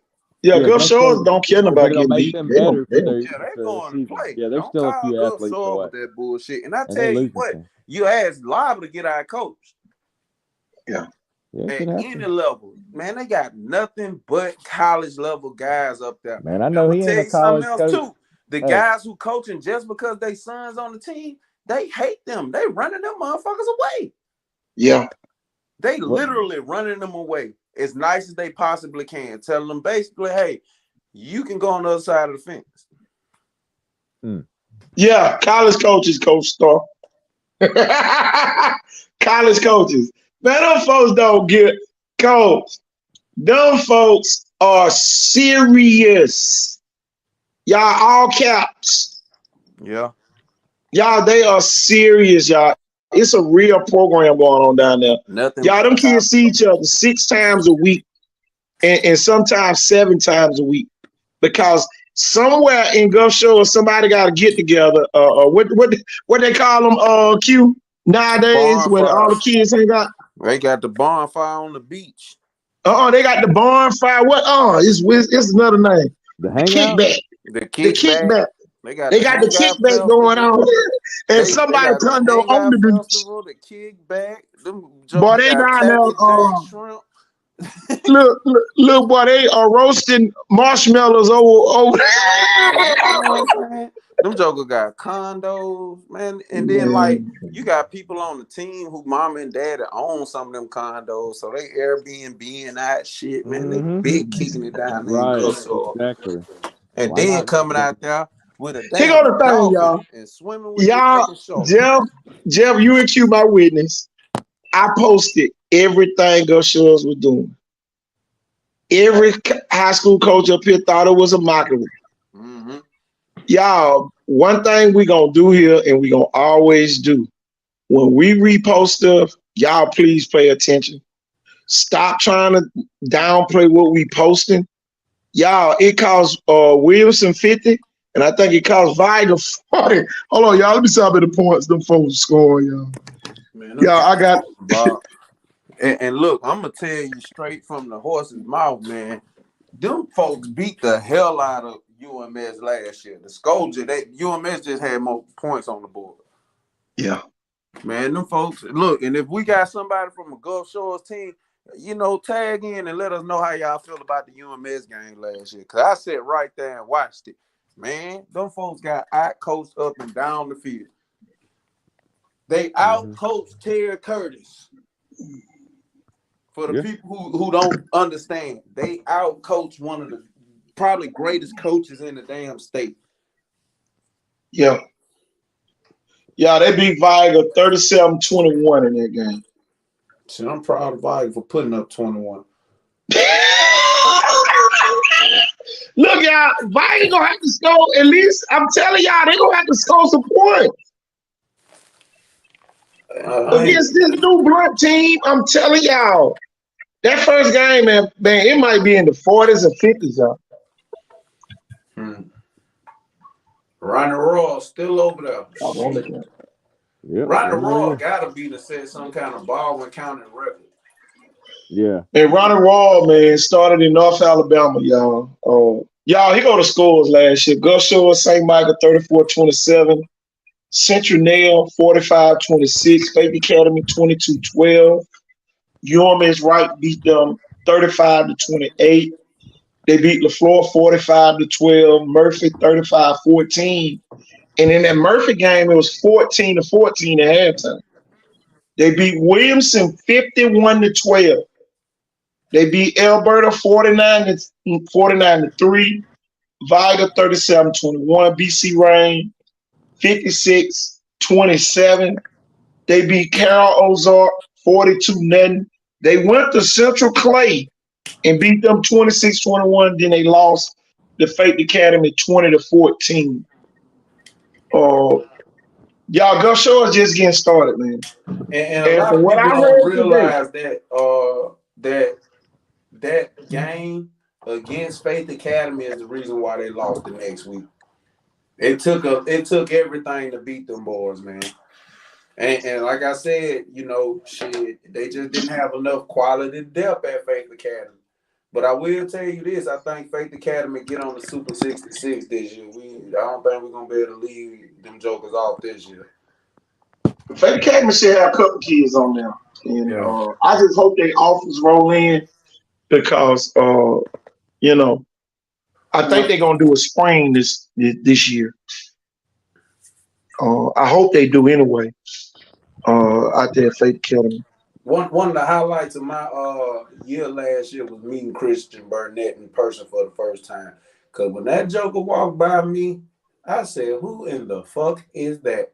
There was no way in the world that I would have ever guessed that was a child. Oh yeah, polite kid too, man. Great kid. Great kid. Came over, Great shook my kid. hand, tried to break my shit. Here's the other thing, y'all. Jeff, and a lot of the Faith Academy people got mad tonight that we was talking about. Those kids out there. But when I sit there and think about it every day, Faith Academy got more pair of dog pound gloves than any other school down here. So people was looking for something for us to say bad about them because how we rewarded them last season, with our dog pound gloves and all that type of stuff. So man, that's the type of tactics, y'all, that I see that's starting to formulate around here in this region. I know, I'm gonna reiterate this again. I know some of y'all are disappointed that some of the other panel, they left and started their own.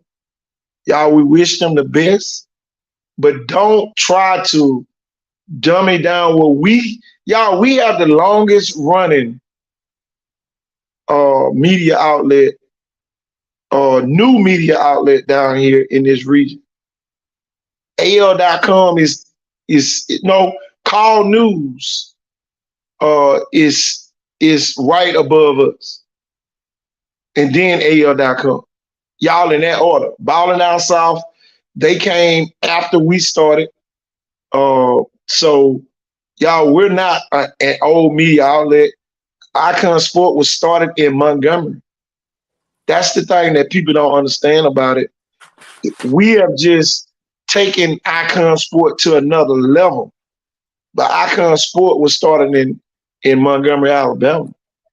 And y'all, we have taken it to a new horizon for us high school sports and pretty much getting kids' names out. And y'all gonna start seeing it with those who do you know, segments that we got coming, or do you know this person or whatever. But man, it's gonna be fun. It's gonna be fun, y'all. All the stuff, how we gonna start highlighting kids. Y'all, we revamping our website again. We got to get some old stuff off of it and start putting some new stuff on it. So, man, that's another transition. Y'all, we have a website that is a media website. And y'all, our articles, you can go back and Google our articles.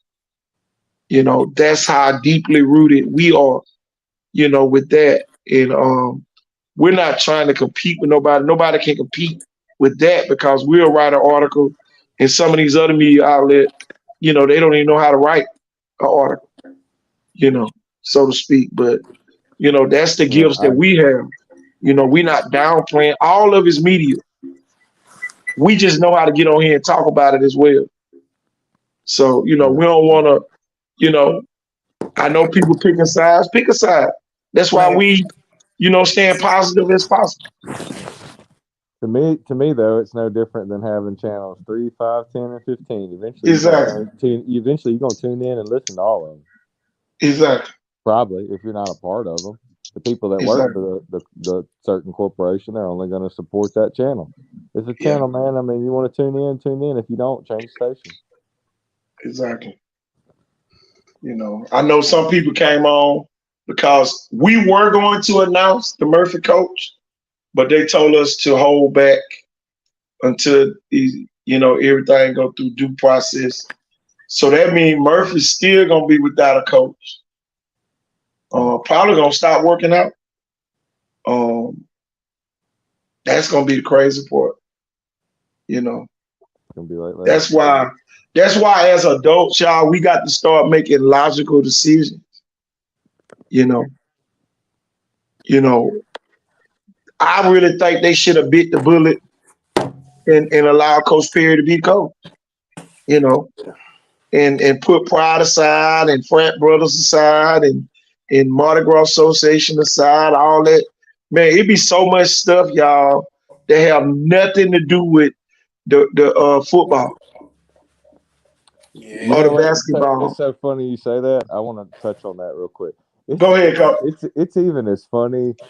It must have been because we were at places nobody else seemed like they wanted those jobs, and we enjoyed being there, and did some good stuff. But it's almost like you can't imagine you even got those jobs. Yeah, Matt Cole, where you at? You still on here? And yeah, I've even had people tell me before that it's almost like man, I can't believe you got something like not that you're not a good coach or whatever, but some people, I mean, even like middle school in Mobile County, I'm like, really? They were like, yeah, for your age, and everything, and it's just kind of like people don't know, man. Sometimes it ain't what you know, as sad as it is, it's who you know. And in sports, luckily, there are a lot of kids' talent where a school, the coach has got to win in a big time program. You can stick out like a sore thumb, and of course, the best is going to play. But I mean, if you're just at a school where they're kind of just playing sports for it to be part of the extracurricular activities, you know, y'all. I hate it for the kids. Yeah, I do. I seems do. like That's Midtown's the becoming more. that's the ultimate. That's the ultimate thing.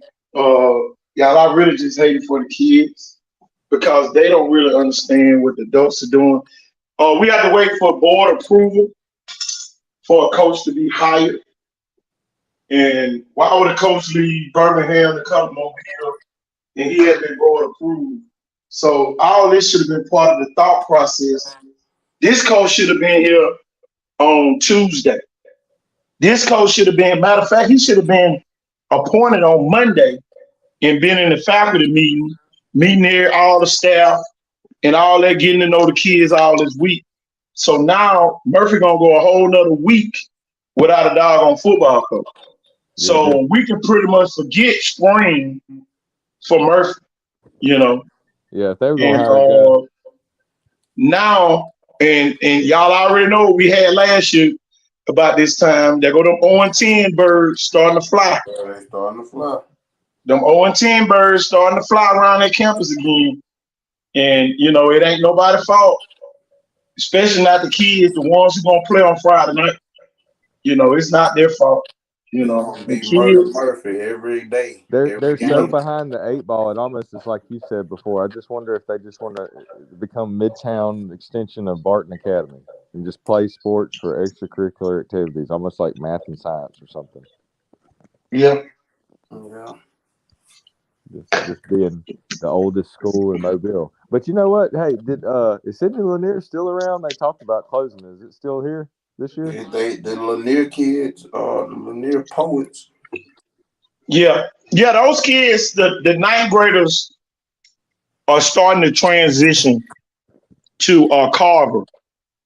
They're renovating Carver, the old part of Carver, to accommodate all those kids. And in the next 4 years, they're gonna each year the ninth grade class is gonna go to Carver. And Okay. y'all, this is the thing, and Jeff, I'm so glad you brought that up. Because that could This happen is here, the maybe. thing, y'all. We're sitting here like ducks. We're Mobile County Public Schools is failing us tremendously because we're sitting here like ducks, and every year they're gonna add a strong ninth grade class to Carver High School. So in 4 years, Carver's gonna have a megaplex of athletes, and then guess what they're gonna have? A huge coaching staff Mm-hmm. because all them coaching supplements from Silly Lanier gonna transfer to where? Carver. So now they might have 100+ kids playing 6A or 7A football. And y'all, it's already hard enough for us down here in 7A. Just imagine them being in 6A, kicking our ass the first, second round of the playoffs every year, a third round, or fourth round. It's a lot of undisclosure going on down here. Where the superintendent from? Out of town. Yeah. He out of town somewhere. Yeah. See how that shit working for you. We last and everything.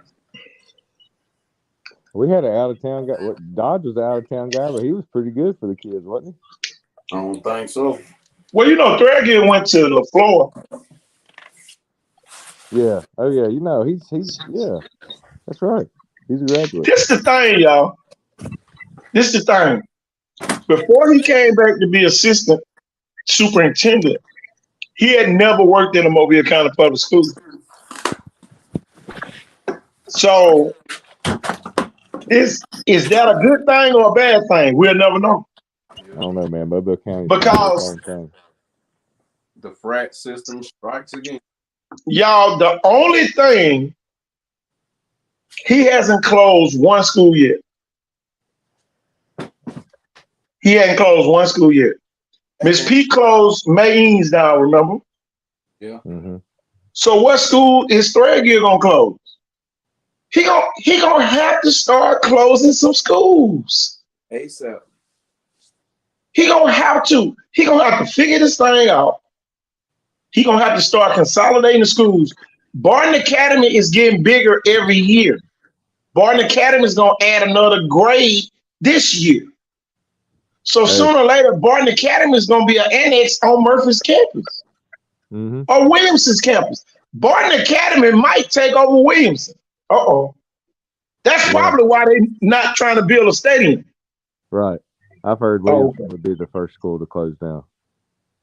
But the people in the community, kind of like Plateau and County, they're just still hanging on. It's crazy, y'all. And then, like you talked about before, it's weird, but that it's because they feed into, I guess, mostly Carver. I forget where they feed into. I think that's where it is. But, Brubaker Tech's known as one of the best middle school football programs from the last several years or so. And Sam and I wanted to play him when I was head coach at Sims, and he was at Hankins getting ready to retire, and just do something fun like that. And we played him in a jamboree and invited Alba, and it was really good. But they don't. It's like you said, they don't have a high school, right? So no, Brubaker has a high school, but I mean they don't have football. They don't offer football. But you can go somewhere else and play, right? Yes. That's a student at Brubaker that wants to play football can go anywhere they want to. One year, Sam and I had a kid from Dunbar play for us he had to sign a paper. He got bussed over there every day. He didn't play all that much, but he was part of one of the championship teams, and it was just weird, and we had to take him. Yep. We were real iffy about that, but he fit in pretty good. They let him in all right. They are building a new high school. Why? Why are they building a new high school? Y'all, the projection is for Sims to start his own school system. Don't think the people hadn't got together and had a meeting behind the scenes. They should have done to say, hey, man, we're going to give y'all a couple more years to build y'all a high school. Because we're going to take all our kids and put them over here at Mary G campus. They'll end up having 2 high schools probably. I don't think there's that many kids in Sims. Well, then they'll just try to become like a Saraland. I mean, you got to think about it. If Satsuma is able to do it, why not Sims? Sims will probably be about a 4A when you sit there and really think about the city limits. A lot of them subdivisions are not in the city limits. Hey, Coach, 2 other schools people thought about being able to do it on their own, maybe even 3. These places have money. Alma Bryant, Centronell, and Theodore. Think about this, y'all. Where are the kids from Wilmer gonna go to the new high school? Mm-hmm. Think about all the athletes that come from Wilmer for the last 55, 60 years. Yeah, the Hollins kids grew up out there, went to elementary school. Exactly. And then think about the areas right outside the city limits. Once you get down there by that gas station, you're out of Sims right there. In between there and Tanner Williams, all them kids in between there are gonna have to go to the new high school. Yeah. Have they named it All yet? all the kids when you get down there by the McDonald's on Moffett Road, once you get in Crawford, all them kids down there gonna have to go to Sims. Mm-hmm. I mean to the new high school. So man, it's gonna be a real dysfunction. And really I think the new high school is gonna hurt Faith Academy Mm-hmm. more than any other school because Faith Academy is getting a lot of those kids to just come on, go to Faith, you know. And the new high school is gonna have a middle school right there on the same campus as well. So y'all, they are really planning this thing out. And the city of Sims probably already told them, yeah, man, we're gonna go city schools. And you know, it's just an agreement behind the scenes. And y'all, these are just speculations, you know, that we coming up with. You know, this is what we predicting is gonna happen. And don't be surprised if it happens. And you know, the writing is on the wall, so to speak. And a lot of people don't ever read the writing. They just wait on stuff to happen. It's just like Carver and Sealer and Near combining. Y'all, that should be discussed at our school board meetings. Man, imagine what that. What are we doing to prepare our teams to have to face a new Carver High School, Carver Sealer and Near High School? We don't have no plan in place. Our kids gonna go up there and get beat 63-0, and we're gonna come back with our tails to, and all we did was sit here and allow it to happen.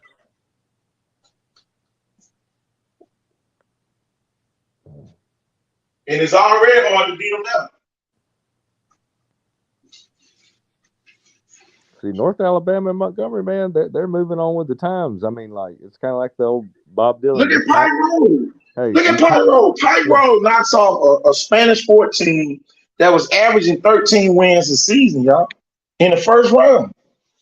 They knocked them people out the playoffs. By Spanish Fort. Who are y'all? Pike Road wins the state championship the same year Viger did. Pike Road scored 51, Viger scored 52. Come on, y'all. Come on, read the writing on the wall. Yeah. These times they are changing, man. I mean, you got to look at it. The best thing you can do, I mean, if Montgomery's doing it now and Birmingham's already been doing it for some years, I mean, you can't keep all these schools open forever. Jeff, the Bible says the last shall be first and the first shall be last. We are sitting here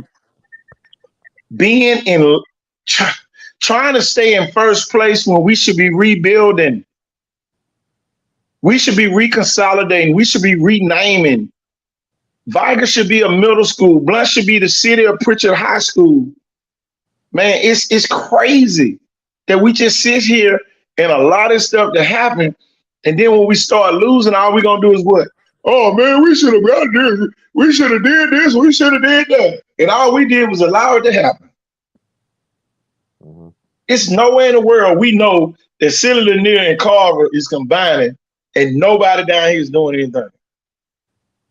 Mobile has no 1A schools. Guess who's going to be the 1A school? Barton Academy. Barton Academy. With no football team. Mm-hmm. Yeah, we got to move on to these old dilapidated buildings now.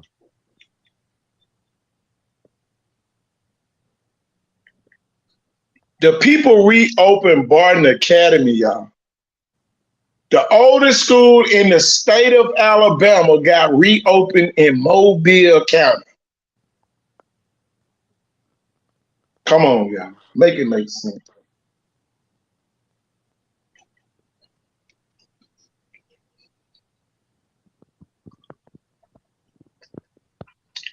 That should have been Murphy's 9th and 10th grade academy.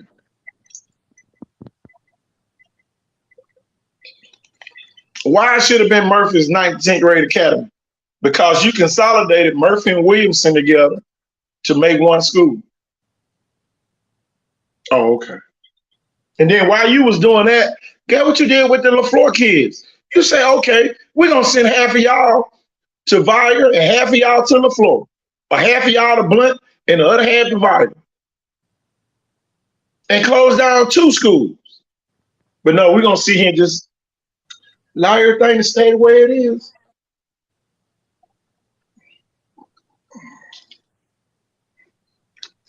Man Murphy got a campus that the University of Alabama used for Alabama Online. It's not, y'all, the whole campus is not being used anymore. But if you ride by there, you would think that. No, it's not. They don't even have the same amount of buses they used to have. Definitely. And you just come down on South Street on that backside, man, you couldn't even get down there. They had buses all the way. Man, about 50 buses around that campus. Yep. Now it's just a little car line and the walkers. Come on. Man, the car line be gone. Look, by 3 o'clock, the car line be gone. Oh, yeah. I took some big trucks and trailers through there and thought to myself, like, man, this ain't the Murphy I used to live. Whole different school, y'all. And then here's the thing. The people that live by the school don't even send their kids there no more. Oh, my bad. I said that out loud. So who cares who the football coach is at Murphy? Who cares? All the people around there worry about is if the track gonna be open in the morning at 6 o'clock when I need to walk my mile out there on the track. I've been doing it 75 years. and guess where my grandkids go? All my grandkids go to St. Paul's and you're a mess. Yep.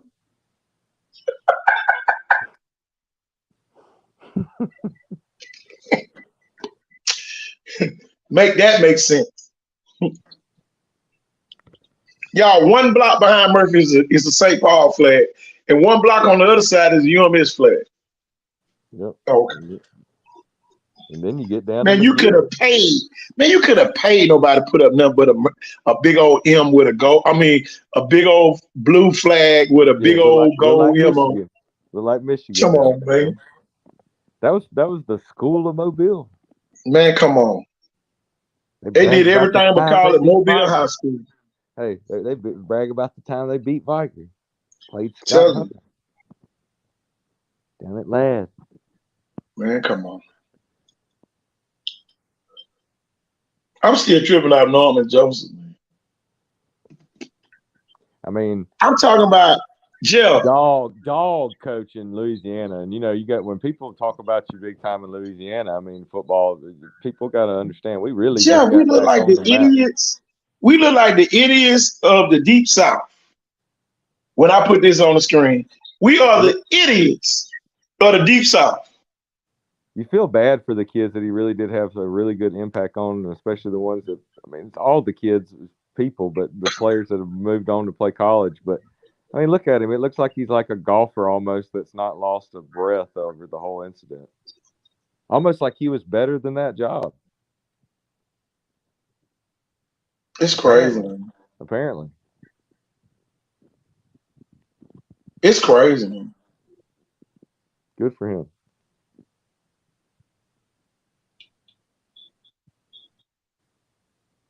It is crazy.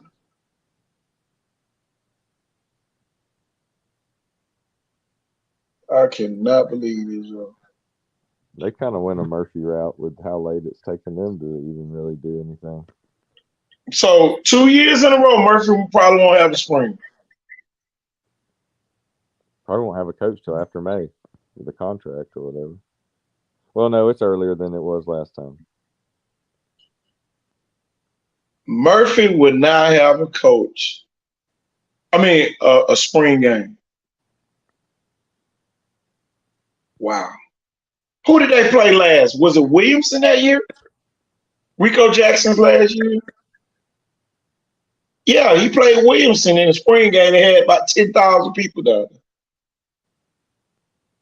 Smart move.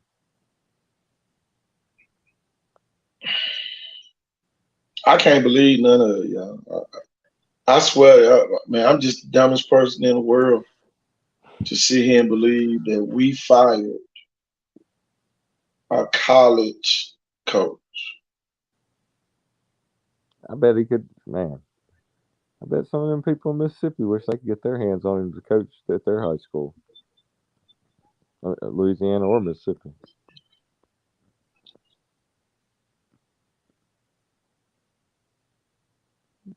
Well, John Ray, they all do 7-on-7 during the summer. That's not going. They're going to need a lot more than 7-on-7. There's kids out there working. There's middle school kids working harder than they are right now. Yeah.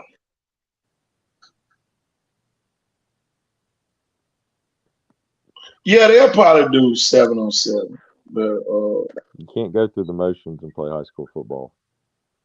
Not to be serious, not to win games or somebody get scholarships. and y'all, we want to thank everybody that's been on here. You know, we've been so busy talking. You know, we forgot to thank you guys. But Oh yeah, the show's nothing without the players and the fans. So just like tell the you, game, man, just like the game. I just know that I think it might be a long-term betterment for Murphy, but in the short term, I don't see the logic to what they did. I know they wanted to make the job bigger than what it was. They did that last time. Yeah, I mean, why didn't they just do something that would be more like a great story for them? You know what I mean? Like locally, as I mean, instead of trying to prove you're making some big splash, why not be like, we're going to promote from within one of our assistant coaches. We believe the kids love him. They did that with Ron Lee after Sudahay. He did yeah. 1 year D coordinator for him, and then the kids loved him so much they made him the head coach. It's crazy, man, that we sit here talking about this. Two bad hires in a row. And some people might say, Faulkner gonna surprise you. No, Faulkner should have never been here. It ain't nothing against Faulkner. There's a bunch of rich people who think they just can fire people and just, people gonna move on to the next best coach. The football gods is going to get McGill Tooling.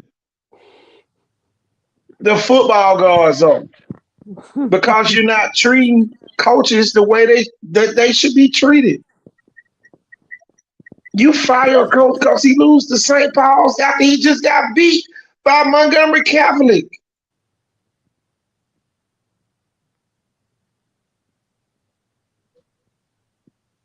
In a game that y'all probably wanted. He played 2 Catholic schools last year. Montgomery Catholic and St. Michael's for non-region game. Come on now. This man get fired, man. You sit there and fire this man. This man not an offensive coordinator that now gonna come back to the same area and recruit kids. And don't get mad if he don't stop by McGill and recruit none of y'all kids. And nobody better not get mad if he don't.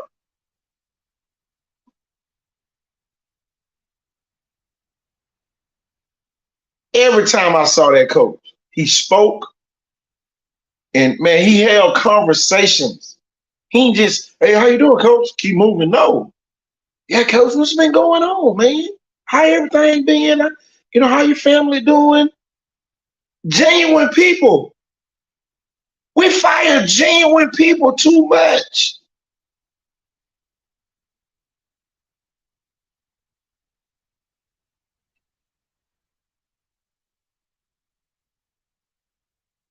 And y'all, it really has to stop at some point, Joe. Mobile County cannot hire within. We supposed to be a football hotbed, Jeff, but we can't even hire an assistant coach as a head coach. Why you think so many guys? It's sad the ones that just keep on keeping on. Sometimes you got to know your worth and kind of like, play the little game of hard to get. Go do something else for a while or something. I mean, a lot of people have done that.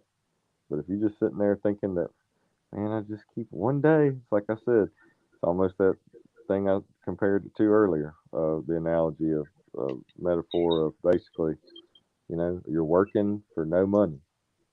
But one day they said if you just keep working hard, you're gonna get paid. So you're working for nothing.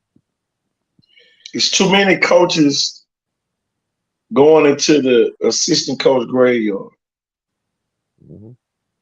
and they never graduate until being a head coach. And some of them have aspirations when they first started to do that. But y'all, they going into the football graveyard because we don't know how to promote within. So that means we're pretty much hiring the wrong people if we can't promote them up. Yeah, it becomes more of a commercialized, just like publications media event for the school on just the hire. And are you really caring about not only winning the football games, but what about some of the differences these people that's already been around these kids, especially at the school, uh, are impacting, the daily lives of these kids and probably making sure that, everything stays orderly and family like around the facilities.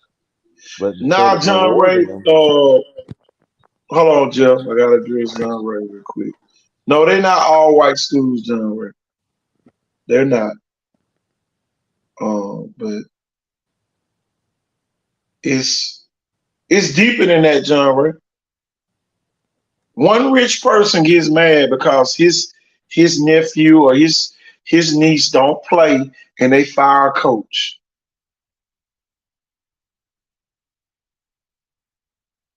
And we shouldn't be still dealing with stuff like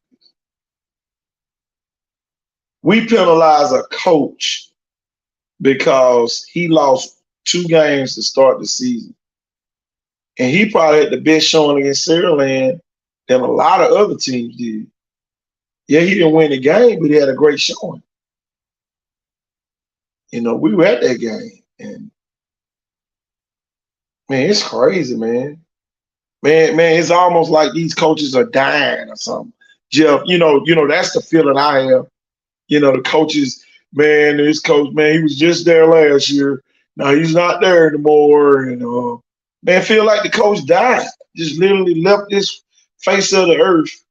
And all he did was lose his job. But that's the way it feels to me, you know. oh yeah, man. I mean, that was just like when circumstances would happen, and even though I had some great years at Chestang or whatever, I still feel kind of like dead from there. You know what I mean? Just kind of like, I mean, I can move on from it or whatever, but I mean, it was a great job at one time, and then that last year it was just kind of like, man, time to move on. But what I feel bad about is the kids because they expect you to be at a certain place, and then you've moved around, but that ain't how where they see you. You know what I mean? And that's sad for the kids because a lot of times coaches stay places for years, and those kids get to come back and see their coach. Not in Mobile County, a lot of times they'll be like, "Oh, so coach and so he's over halfway across the world at so and so." And they're like, "Oh man, I can't go visit him out there. I got stuff to do. I got in town only for a couple of days." Give him a phone call, expecting him to be here. At my old school. Exactly. It's just sad, man. I've had kids tell me that before. They'll be like, "Man, I tried to," or then they find out you're not even. It's like, what? Heck, I felt weird the day I had to go for my day job and go over there and give the pep talk to Coach Rodney Gill's team.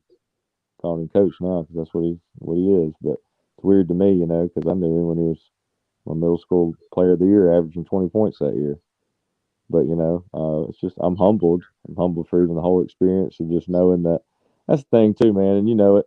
I mean, whatever God puts me at to provide for my family and whatever I'm doing at the time, even if I never become what my goal or kind of dream was just to have my own high school team and impact those kids' lives and shoot to win region and state championships every year and get as many kids signed that wanted to play college football as we could every year and do everything we could to make those things happen. and be committed as a family community, you know, in the great brotherhood of football. But, you know, and then the other kids, just give them some lasting memories for them to feel, you know, like they were part of something. You know, not everybody's gonna make it to play for Alabama, but kind of like at Viger, you know, the way they run it a lot, you know, as best they can that way. But you feel like you know, when your stuff says whatever football, you know, and it's the nice Nike hoodie or the, you know, with the sweatpants and I mean, like you take pride in that, man. I mean, you're always, you know, you break it out the closet. You're looking forward to it every week. Friday Night Lights, or when you're in town, homecoming. You know, it's memories that carry you forever. You know, it's part of your life. So that's really what it's all about, man. Those smiling faces and memories. I mean, um, me and you know, the reason I did it every year, my goal was it wasn't even the trophy. I didn't care about that. It was just the picture you got to take with the kids at the end after you won. To me, that's the best feeling in the world. And I know those state championship coaches and teams like Saraland and the teams that have done it in the past couple of years and ever around Mobile and Baldwin County. I mean, you know they lived it, they earned it, and you know it's a special thing. Man, I can tell you this. A lot of these communities are depending on these teams to be successful because, just like Miss Jones just said, in the meantime, we're rebranding on Lot Road, and I'm excited. It means a lot. It does matter that we sitting up here talking about saying good things about the kids at Blunt. It does matter that we say, Saraland, yeah, man, y'all got somebody y'all gonna have to play this year. And y'all, this the thing. Saraland might win the game by, a lot. But y'all is none like the anticipation of a big game. All the pregame, just like the Theodore Saraland game last year. The pregame was bigger than the game. Just talking about imagine how many people were gonna be there. And y'all now the Blunt Saraland game might be the biggest game because Blunt has the largest stadium. So if both teams undefeated, who knows how many people might be out there? Might have 25,000 people. You might have 25,000 people up Lot Road for a game. Man, it's just crazy. Just the thought of it, And Yeah. you know, high school sports means a lot to a lot of people because so many people can always remember what they did in high school. Somebody had Alzheimer's, but if they won a championship, at some point that championship gonna flash through their memory that they won in high school. And that's the unique part of it. It's always them characters like radio that show up at a high school game or got a favorite team. Mm-hmm. And y'all them guys can stay there 50 years. Floyd, G, all them folks can stay there as long as they want to. It don't matter who the coach is. Mm-hmm. you know, uh, that's what made high school sports special. You got John Ray on here, Geneva County. Every chance he get, Geneva County. That would make high school sports special. So why is it so important? Why can't T no worried about who the coach at Murphy is? Because it's something special to those kids who gonna put on that uniform. And those kids bought in the coach period. And I don't see, man, I went in interviewed. I did like Saraland did today. Saraland hired Drew Powell and he never, they never even advertised the job. They just bumped him up to be the head coach. But everybody want to follow the rules when it applies to other people.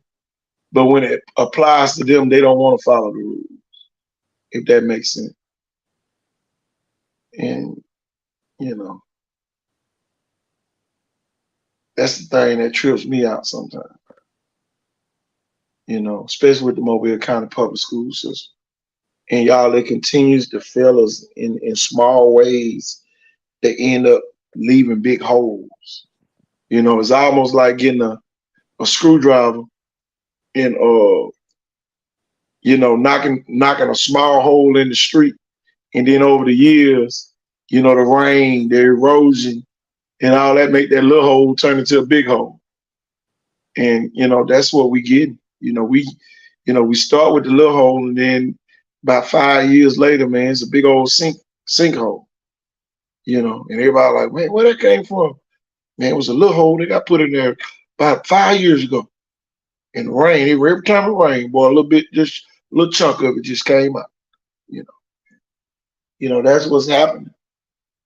Every time we look around, that's what's going on. Gulf Shores made a great decision. They had Jumbo Talbot as the coach over there at basketball.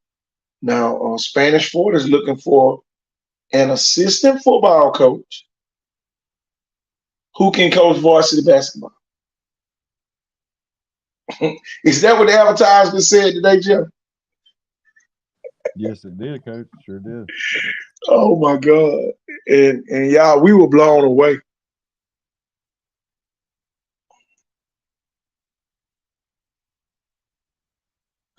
Yeah, if Copier leaves, it most definitely going to be a sad day at Murphy. Yeah, he kept him going, yeah. He was still posting stuff on the Murphy football website and everything, y'all.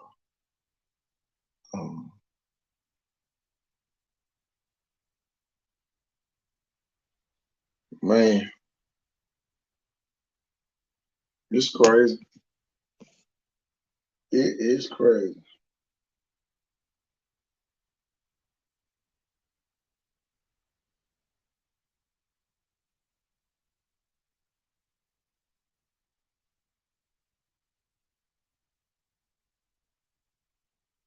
Yeah, but Jeff, man, what's your thoughts on some of the new things that we got brewing around here? It looks like we're going to be featuring a lot of "Did you know kids" or "Do you know kids" coming up. Oh yeah. Or what's the new one? I'm calling it what I think that one is. What's Look the who's new next. one? Yeah, look who's next, right? I don't know what it is. Shoot, there's so much we got. We're gonna change to both. We turned the middle school into the high school. We changed the name. I like that one better.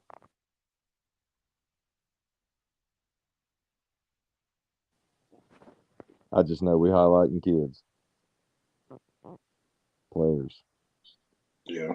players to keep an eye on this year. That's who we're highlighting. And y'all, we know what's going on. We know what's going on. Y'all, we getting the messages. Blunt Hearn gonna make Vital her new cover. Oh man. What's the new one? What's up? Who's up next? That's the new one, y'all. Who's up next? And y'all, we got. I probably need to put some of them kids on the screen. I guess. I know who's up next just got slowed down because we were gonna feature a kid from Murphy. So now, y'all, we gotta wait to feature him.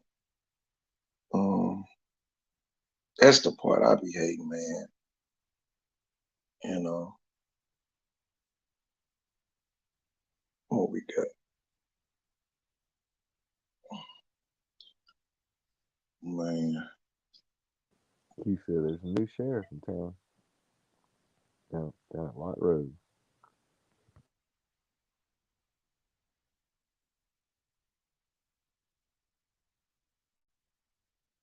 Oh yeah, new sheriff in town. Oh yeah. I just hate for stuff that we have planned to get slowed down. Um, that's two of the kids on the Who's up next. Uh, man, Jeremiah Conley and your boy BJ McLaughlin. Hmm. Let me find a couple You got more. Jeremiah Conley on the right in the green shirt, and BJ McLaughlin on the left in the red. Oh, we got. Tell you, I ain't even start working on these yet. There we go. Yeah, man. Bird over there to the right. Saraland, he can do it all. I got my guy from Murphy on the left. I can't think his name. Plays all three sports too. Side does. He Oh, pound for pound probably the best athlete at our showcase overall. He was, I mean, even the high school kids, man, they were dapping him up and patting him on the back at the end just for his competitiveness. So if you hadn't they go watched him out play, big lineman from UMS on there. the St. Paul's. We had a St. Paul's lineman coach. That's who it was. Oh, he UMS. Okay. He came to the second one. You went at that one. Okay, you're right. Okay, that's the one. Yeah, he That's a came and different then kid. He Tudor boy. favors that kid. He got Tudor on here from Oh he yeah, got man. that Vanderbilt off I was and that watching Marshall some of his off. highlights today. I mean, I watched some of his park ball stuff floated around. I remember him from going to a game a couple of years ago. So yeah, they're gonna they're gonna definitely get a baller. And Kelvon McBride was committed to Vanderbilt and then swapped to North Carolina State. So Cottage Hill, man, they got a connection. They must have some good teachers over there to the kids be producing the type of grades they are. Tudor needs to go to Wilson. Shit, Tudor got one of the best coaches down here now, Stacy Lucas. He Yeah, gotta go you're through right. there. Come on, Q. You already know. That's what I was gonna say on Come Thursday on, Q, Friday night. you You were forgot talking about already. hey, you were talking about Gulf Shores earlier, and just like I was talking about Norman Joseph being a great high school coach. And on any given Friday night, Stacy Luker can whip anybody pound to pound. Oh yeah, it don't matter. He's been You'd one be of my better off favorite having coaches. Jesus on the sideline. Man, Tell you, you better call Jesus off the cross to come here. yep. Talk about some of these kids, man. I'm gonna tell you who not on this picture either. Hey, Ronnie Raw. oh, Ronnie Ronnie Roy. Raw. Well, maybe That's him and another Derek kid. Thompson will be the next two. That's what you know. We had to put those Mississippi kids, and Oh yeah. they're good too. So, but I mean, you can go on about Sterling Dixon. Love how he's on the front. My alma mater, Mobile Christian. Always, like I said a little prayer. Somebody would come along and be big time type guy. Be remembered in the NFL or something. I think that good possibility. There's a guy right there. And then you got Micah Dubose. I mean, he's like the blind side of football, basically, the way his following is and his early offers. And um, then you got KJ Lacey. I mean, he's a Pat Mahomes, Bryce Young type of, you know, seems like imitate type player. Ryan Williams. I mean, like almost like all the great Bama receivers of all time just were one person. Um, Alvin Henderson looks like one of those Alabama backs, kind of like a Trent Richardson, but almost like a combo of a Najee Harris or something. So he's not too weightlifting big, but he's real powerful. Uh, more speed involved, a little bit more cut up. Then you got Cameron Bobby G Pruitt. Man, I watched that kid in middle school when I was at Sims. Man, he ran a trick play for Sam. I'll never forget it. He was an athlete then. He played quarterback in middle school. He's gotten bigger, faster, stronger, and top safety in the nation. I mean, Notre Dame offer. That's big time. Kid's got a great vertical. Go on and on and on. Then Derek Butler. Man, ever since especially that Old Miss offer, it's just been like a wave of other offers. And I'd almost forgot he had another year. I almost thought he was a senior from last year and still was getting, the offers late. So when they were before signing day, but it's gonna be fun to watch him this year. Can't wait. It's been a long time since I really got excited about seeing a feature type running back in high school football, but I'm excited to want to go watch him play. Uh, was that Deuce Knight for George County, right? Oh yeah, number 2. Yeah, I want to go check 6'4" him version out of a live. Michael Vick. Yeah, I mean, like I love his huddle, but I want to go see. I want to go watch him play live this year. That'll be good. Um, Got to go see my buddies over at Hattiesburg. Um, Coach Ben Longmire over there. They used to be O-line and tight ends coach, but they wanted him to coach the receivers up, so he's doing that right now. He'll be well on his way to being either OC or head coach somewhere. He's had offers at smaller schools in Mississippi, but he's decided to stay on there and commit to win a state championship. Been on the staff several years now. Been to the state championship. Probably should have won. Those kids had a great year. Picayune right there. Love that football Jamonte community. Waller, the number 1 recruit in the state of Mississippi, according to 247 Sports. What's he, number 1 edge in Mississippi? Yeah, Cut he's out. number 1. Period. Okay. Yeah, number 1 player in Mississippi. All right. Yeah, number 1 Gotta player in go. I want to Mississippi. go check him out live. I'll even go to Picayune if I need to see that one. Other kids, I just need to know their names. Love their film, man. My man up there in the blue and yellow, he's about got everybody. Oh yeah, He's a clutch baller. yeah. Colin Deer. Yep. Colin Deer. Man, that kid got about 13, 14 Power 5 That's the offers. safety. That's the running back, number 5. And then you got the receiver from Gaucher. Yeah. Okay. He's so up at the yeah, top. okay. I'm mixing up my running back kid with another kid I watched today that for a buddy of mine in another state. Their uniforms were real similar. They got some of the same offers. It's weird. Yeah. I could go on about quarterbacks. Other 2 kids. Well, number 11, that's the linebacker from Pascagoula. Pascagoula. Oh yeah, he's a beast I can with the tell by red that helmet uniform. on. And then you got the other kid, Will Smith from St. Martin. He a beast, just flat out beast. Man, we hadn't even scratched the surface on the kids that's down in Mississippi, y'all, or even Alabama. We just dipped and dabbed and put this on the screen as a graphic. That's it. This is not the original list. I can tell you that right now. This is a long way from what the original list will look like once we finish with the Super 66. And that's why we came up with Who's Up Next. That's why we came up with the Do You Know segment, because it's gonna be other ways for us to profile your kids.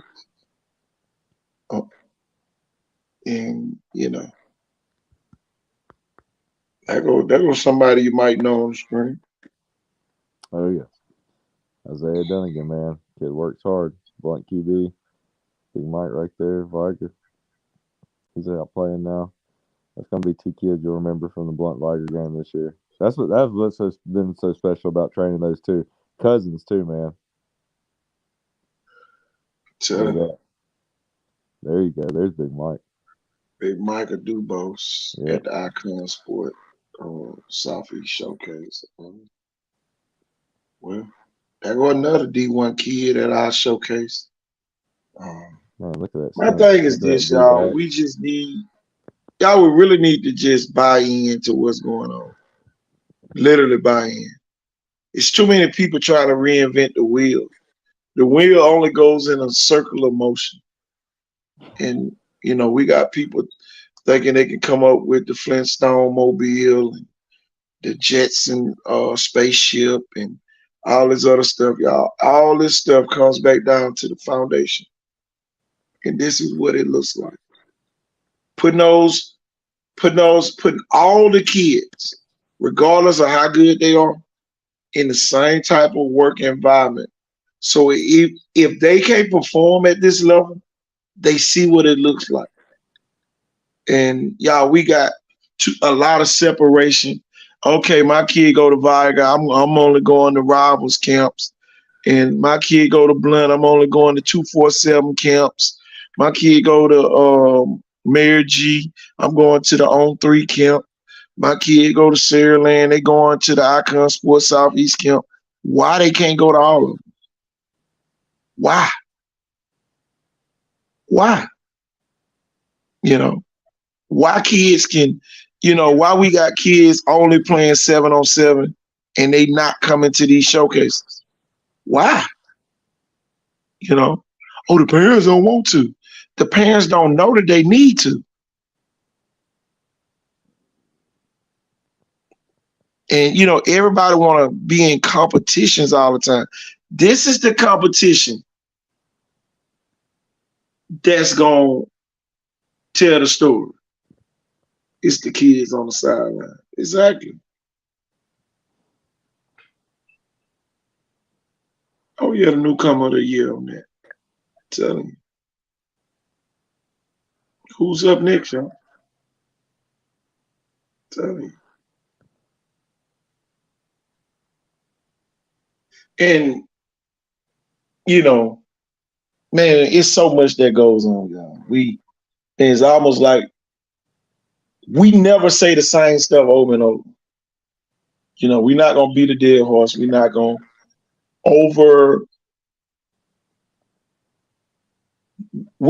overkill a player, if that makes any sense. We hadn't even said nothing about the 7th grader down at Williamson we going to profile. Yeah, he hadn't got no offers, but guess what he is? He up next. And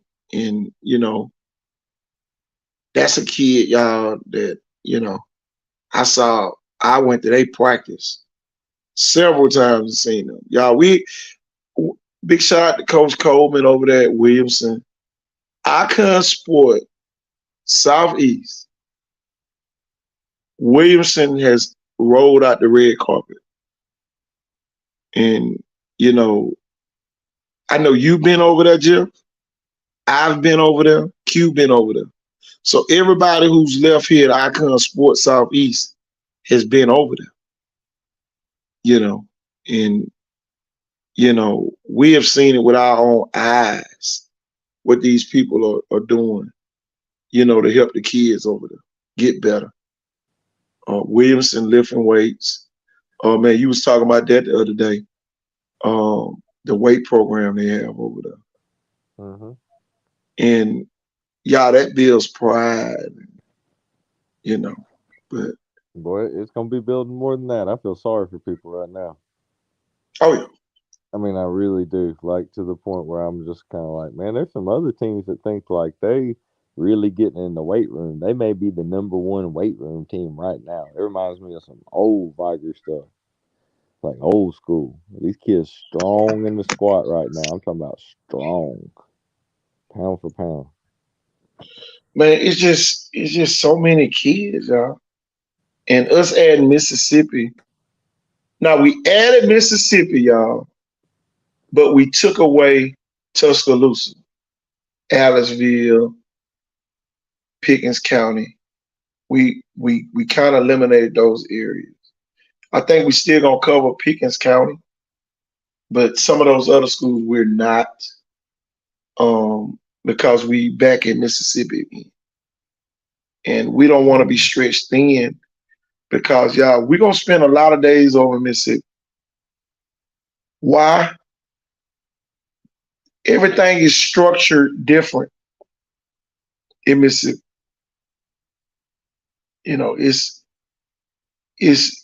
It's really a farm system type. These programs, they know which 9th graders gonna play varsity in JV. They know which 10th graders gonna move up and start on varsity. They know which 11th graders that they're gonna have to probably let go going into the 11th grade year because they hadn't progressed enough to move up. To stay on varsity. They're not keeping kids on those rosters in Mississippi. their senior year and they're not playing,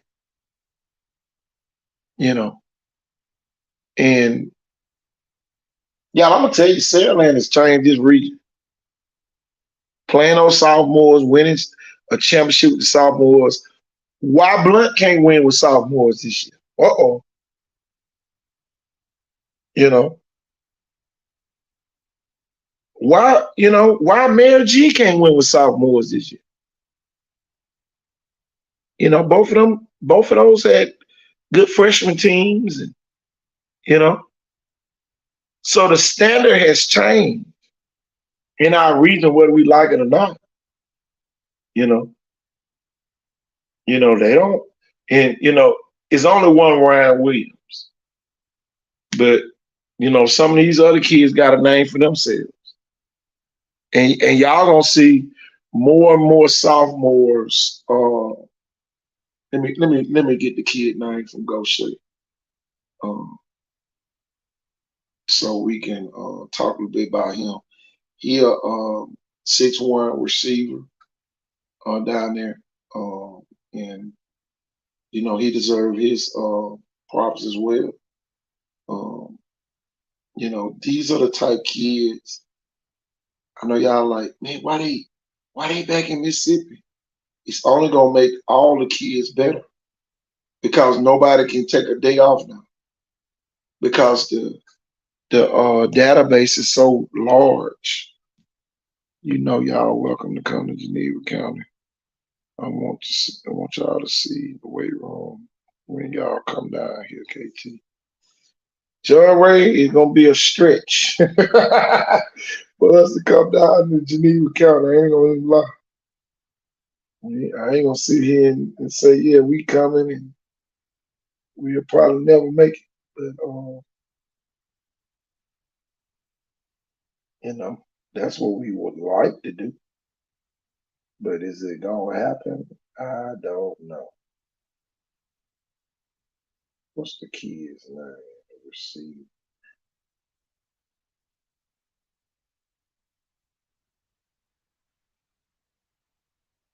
But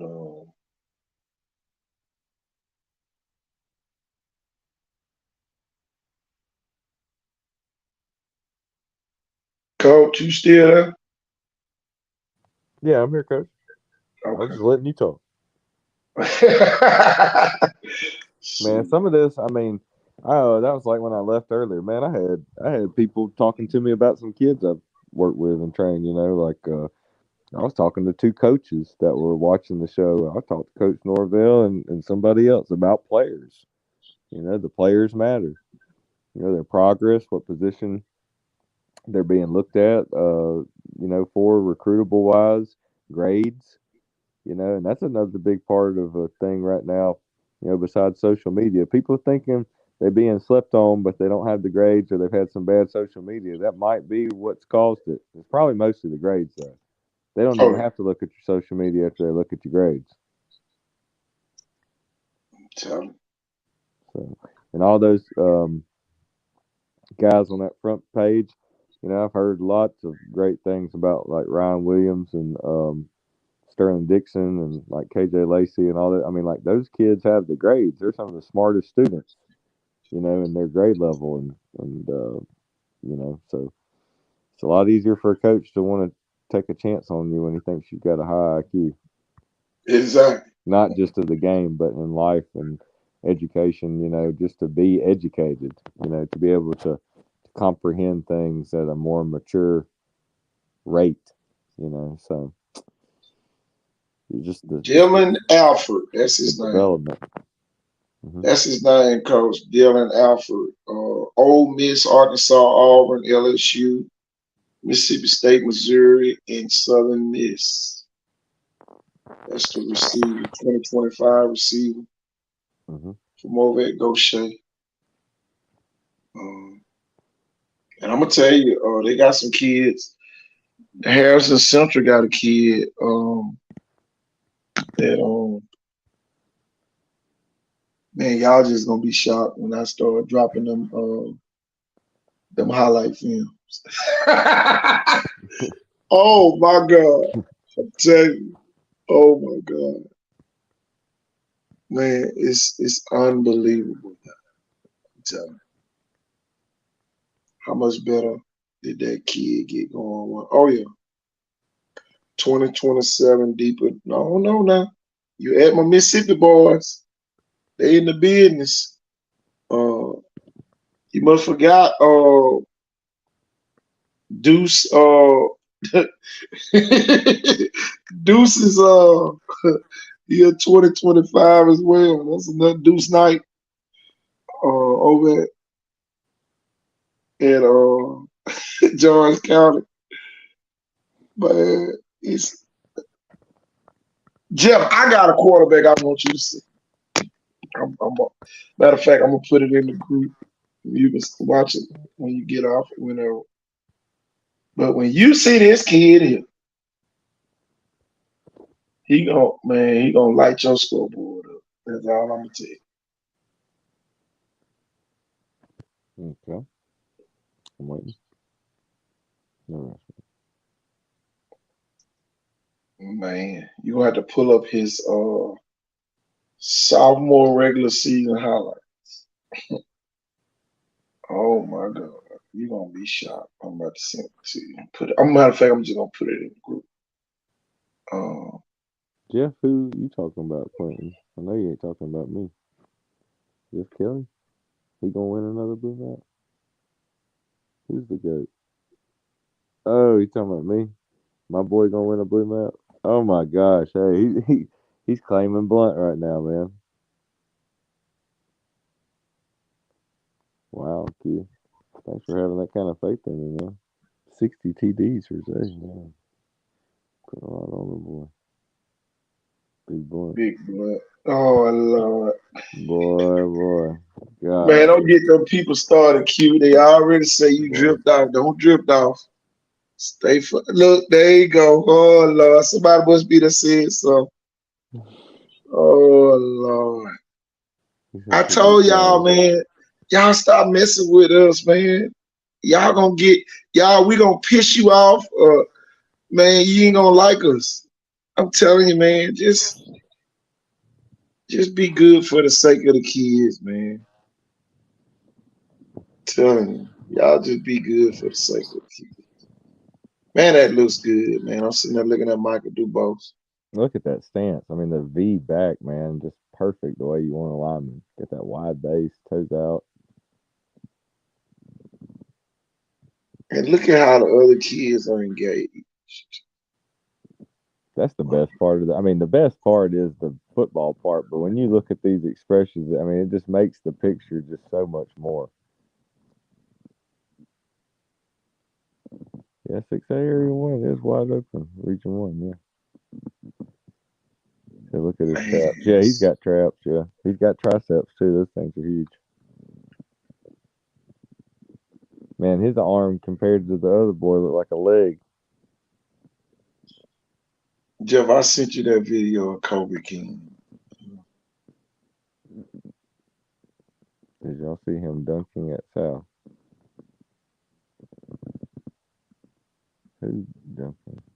Oh, Duval? Michael Dubose? Yeah. Oh, yeah. I remember him. We didn't see it, but you told me about it. I believe it. I posted the video.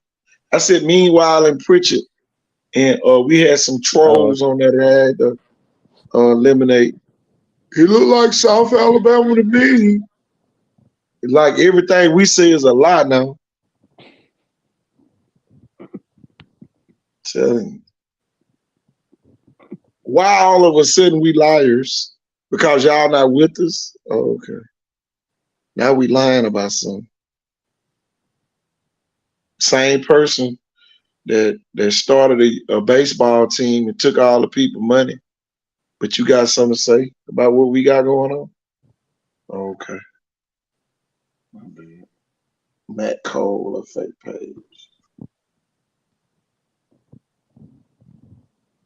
They just want to know who the Murphy coach is. Matt Cole, a fake page. Oh, yeah, dude. That dude last night that was talking to me is a fake page. Which one? I think the guy with the weird face or something. He didn't have nothing on there. They had like the little cartoon face where he's like, Jeff, a good coach or something. And I was like, I appreciate it, man.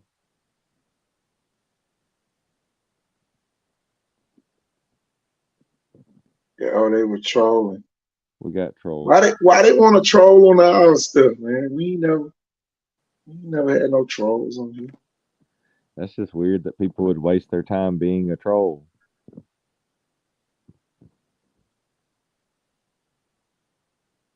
He said, Matt Cole trying to describe. I know who Matt Cole is.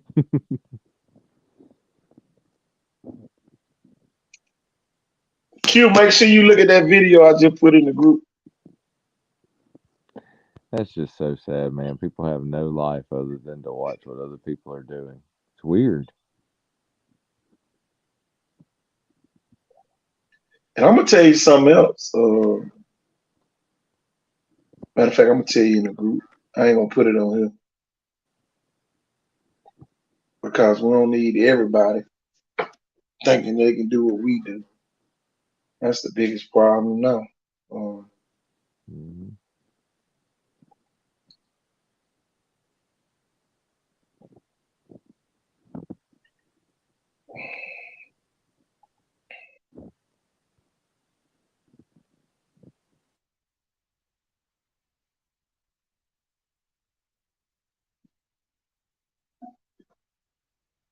Y'all, man, them people put together. Y'all,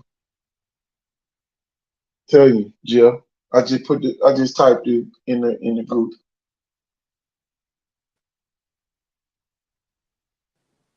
The next thing we're gonna work on are the schools that we're gonna actually cover.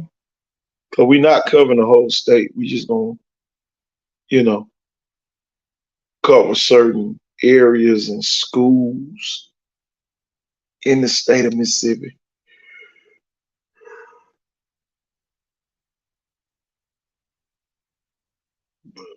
This kid here, man, this kid here was put together, man. I'm telling you, this kid here the real deal.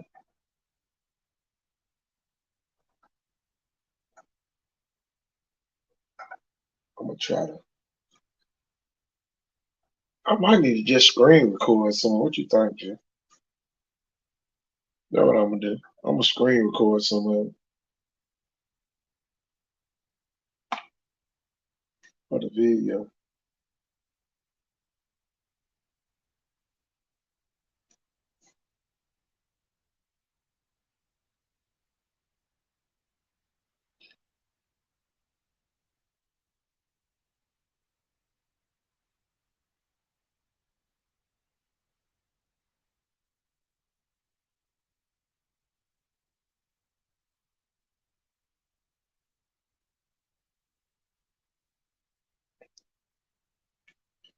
Jeff, you still there?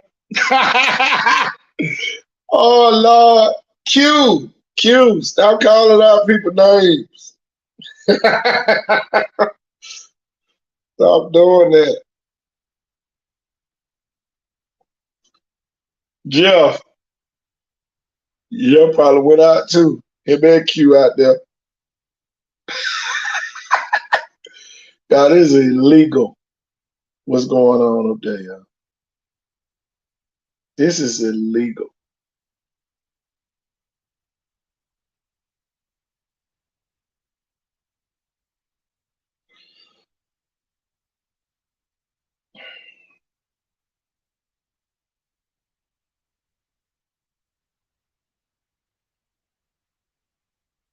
And y'all, they got some good receivers too. That's the thing I'm looking at.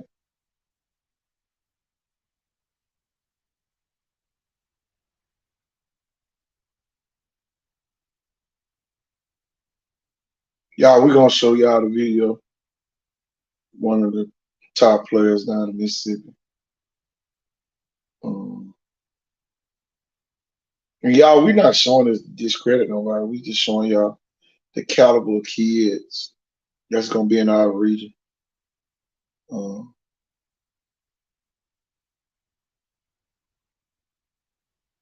Look at that touchdown right there.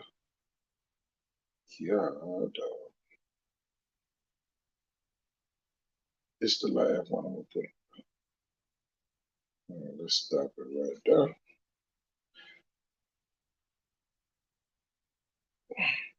Jeff, you still here? Oh, Jeff went out too. Yeah, man, Q went out on that one, y'all. I'm gonna put it on the screen for everybody to see it. So y'all will see what we getting excited about. Man, these type kids, y'all, that we cover now in our region. Um, man, it's just, man, it's gonna be like watching real ESPN, y'all. I'm telling you, y'all, the level we about to go to with this stuff here now, it's gonna be like real ESPN.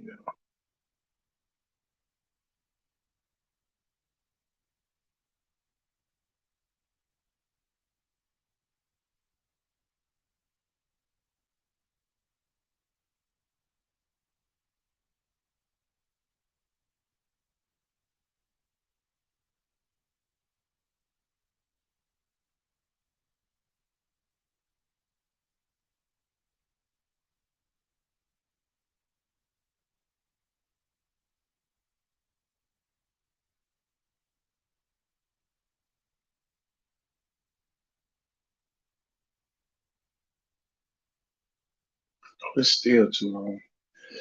I have to trim it down a little bit more.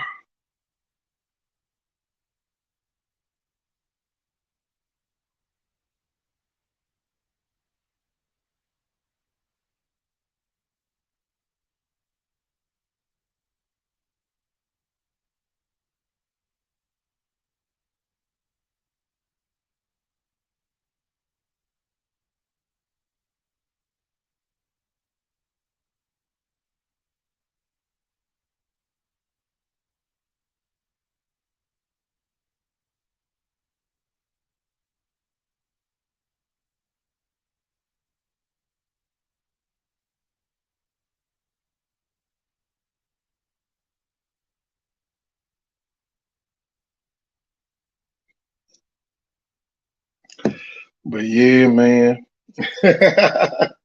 Q that got too excited over there, y'all.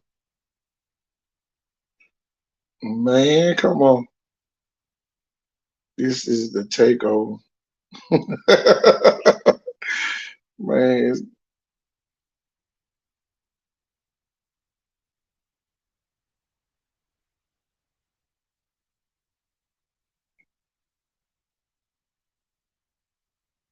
I'm telling you, stop trying to shut us down, Q.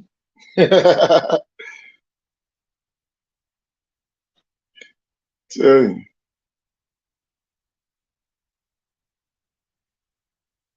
we not trying to put up too much bulletin board material. Telling you, telling you, y'all. I'm about to show y'all this video. Um, Man, it's unbelievable, y'all. I swear, it is unbelievable.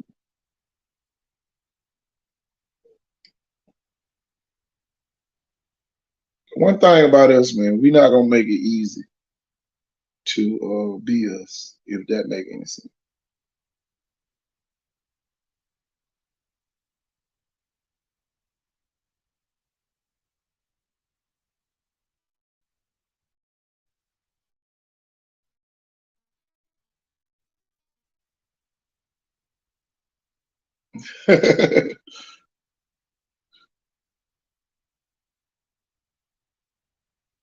KT, let everybody know about this. Oh yeah, alumni band showcase coming up, y'all. Ooh, y'all get ready. That's gonna be huge. Let me grab this video real quick. Keep trying to get me shut down.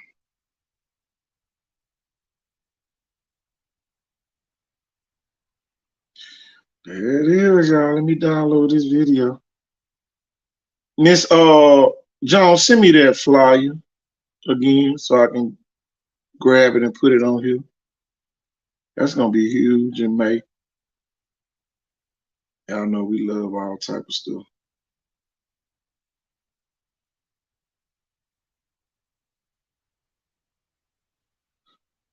I almost put the picture of the new coach on Murphy on here.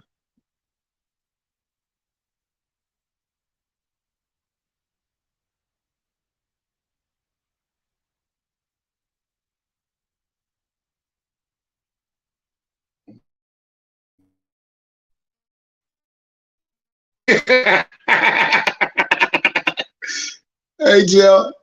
Jeff. Back Hey, alive Jeff. with my phone here. Yeah. Jeff, I don't like be back there watching the video, man, 5 times. Oh my God. Did you see it? yeah. I'll be watching these videos. Matter of fact, y'all, we're gonna let y'all in Yeah, on give the them a little clip. action.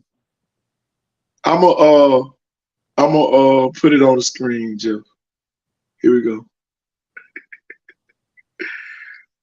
Oh man.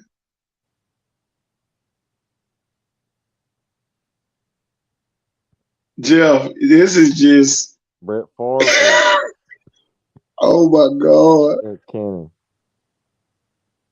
Watch this. Look.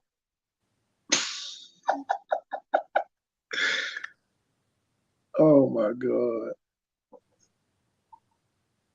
Look how he moves. Look how he stepped up in the pocket. Yeah, he's old school. I like this kid. He been here before. Yeah.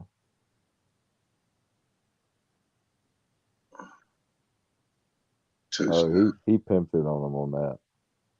He straight pimped it. Man. Like, Y'all, these are the kids that's in our that region now. shoulder. Oh, yeah, man. This kid, he's a 5 tool.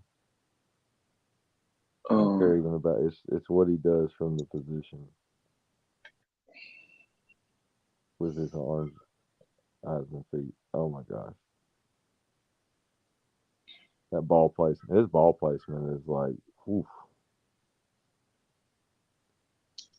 That's a top 1% ball placement in high school. Definitely a college quarterback prospect, blue chip prospect. I mean, look at that.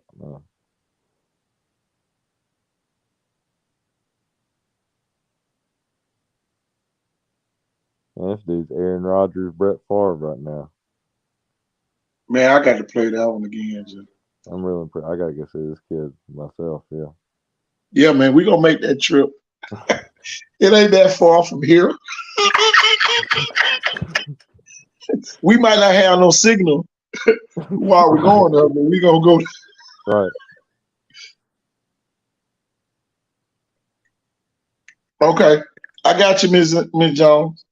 I'm gonna have to break that down into like an article. I'm gonna fix that one up for you, Miss Jones. I'm gonna do that.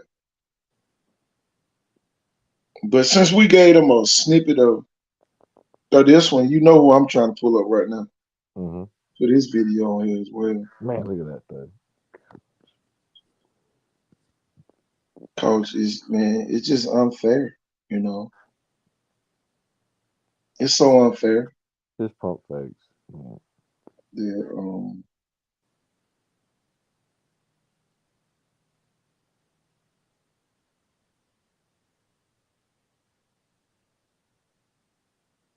Ball placement. Oh my goodness. And the timing of the throw. His timing is. Oof. let me hurry up and screen record this. Woo.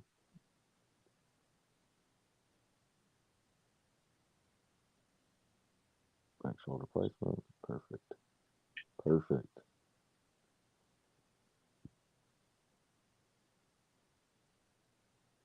Man, Dime Dot put it right on him. Love his pocket navigation and his ball carriage. Looks real good.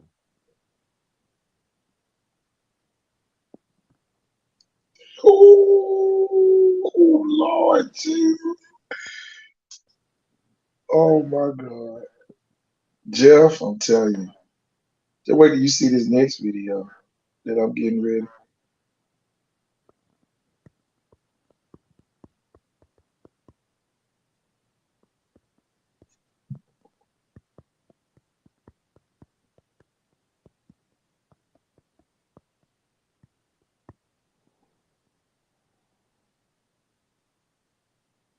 Jeff, this kid like Michael Vick. Oh my God, this kid like Michael Vick.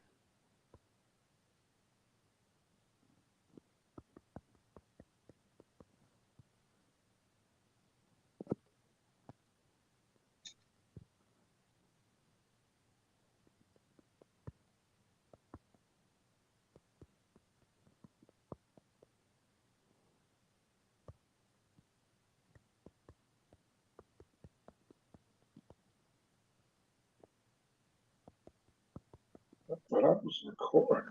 I was recording that.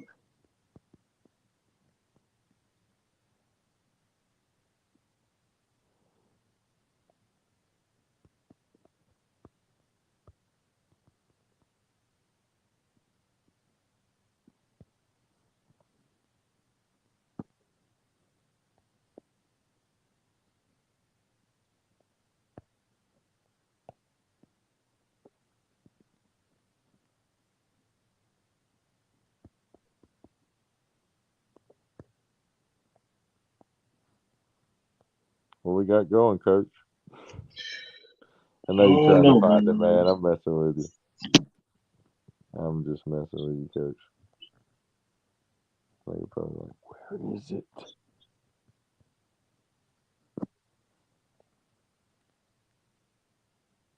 Where is that video?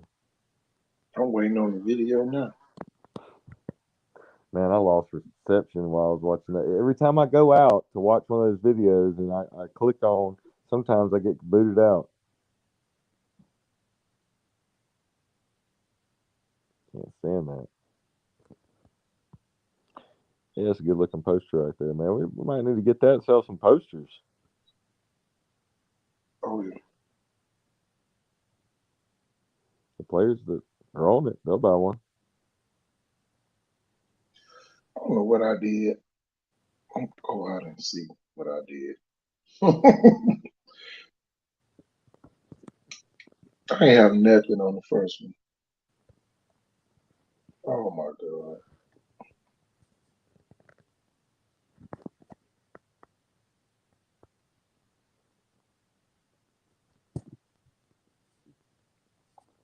What did you do? Man, I can't wait to go to over in Mississippi. Oh my God. It's unfair.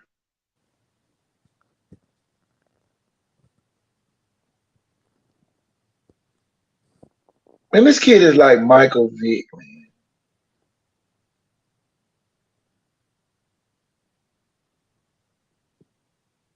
He just makes it look effortless. Straight up the middle, ran past the safety and scored. Oh my God.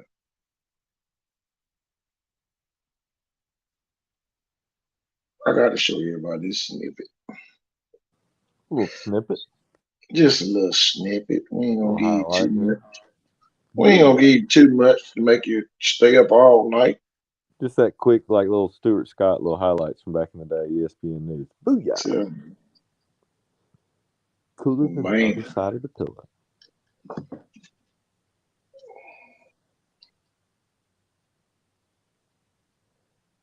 Oh yeah.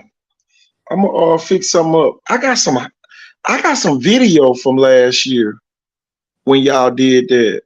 I think I'm gonna make a commercial for y'all, Miss Jones. 'Cause man, you do a whole lot to help kids, and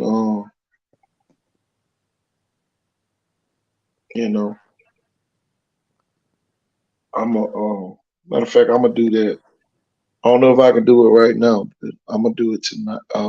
By tomorrow, make y'all like a commercial. Oh man, it's gonna be fun.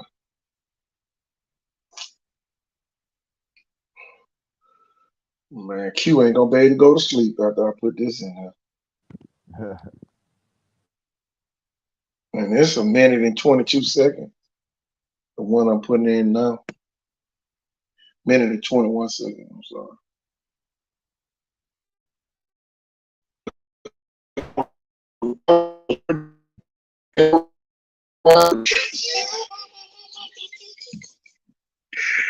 Oh my God. Man, it's just so fun, y'all. Man, y'all don't know, Jeff, me and Jeff, former coaches, man. This type of stuff get our blood flowing. Tell you, it gets us going. Tell you, Yeah, I'd rather watch good football film than TV. tell you, man. There go another video.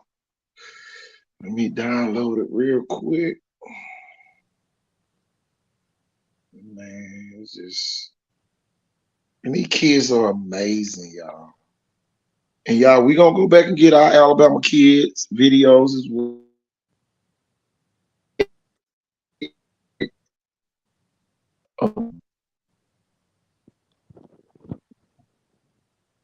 We have a Alabama video segment versus the Mississippi video segment. That's gonna be interesting.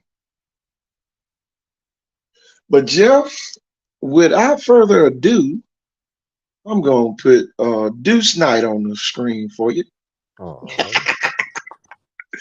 We about to turn the Deuce loose real quick. Look, watch this, Jeff. I'm gonna rewind it. Oh man, I forgot I was recording.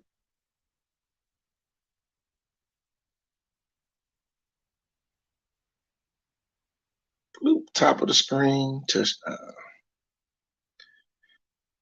Here comes the Deuce. Fake the toss, and I'll talk to you next week.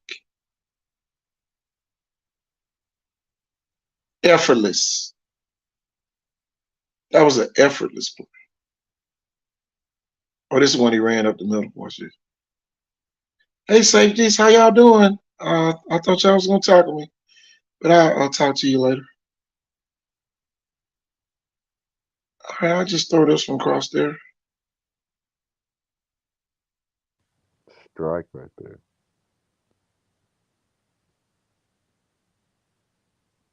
That's him with the fireball on his head with another strike. Touchdown. Ooh, in stride, but man. Yeah, man. Oh man. And here go the crazy part about it.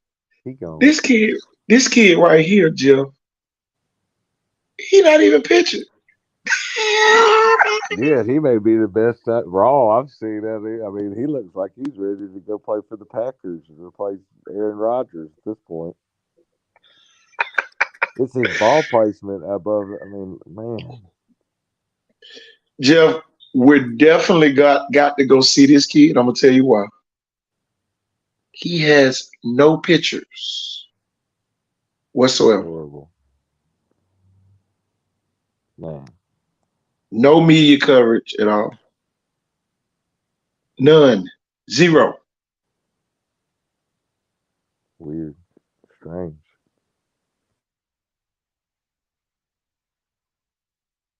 Y'all, this right here shows how dedicated we are to making sure that kids in these rural areas get the same thing as the kids in the urban area. And y'all, we sitting here after midnight on a football Friday now, playing a kid's video that didn't even have one newspaper clipping. Not one. I haven't found one yet, Jeff. I'm still looking.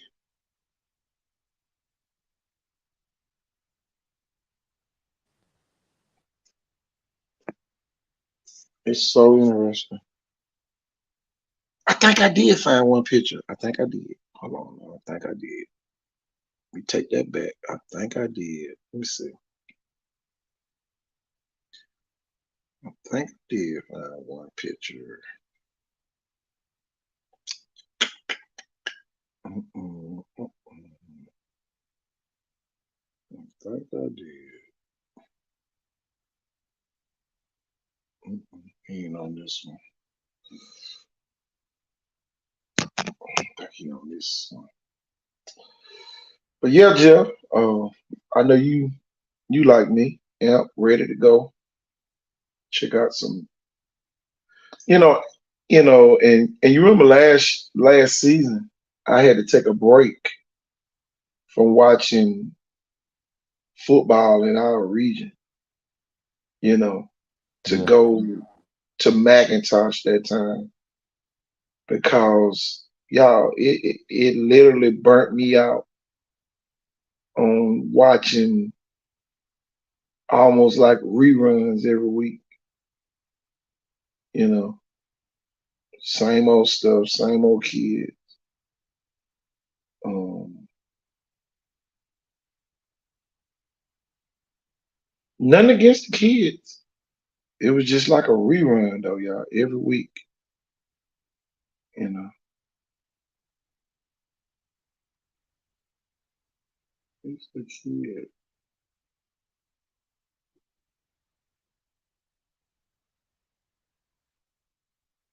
But where did I get the picture from? Not download it. Nope. What you got next? I'm trying to see where did I find that picture of that kid. I think it was in one of their Oh, little bitty local papers over there, Green County Press or something. oh, I got it. Here it is.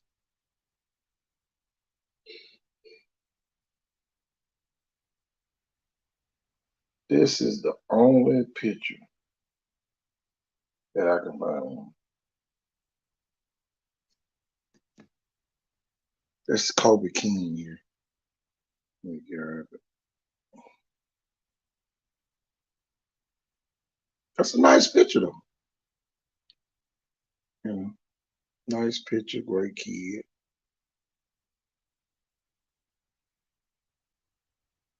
Definitely a Super Six kid. Um,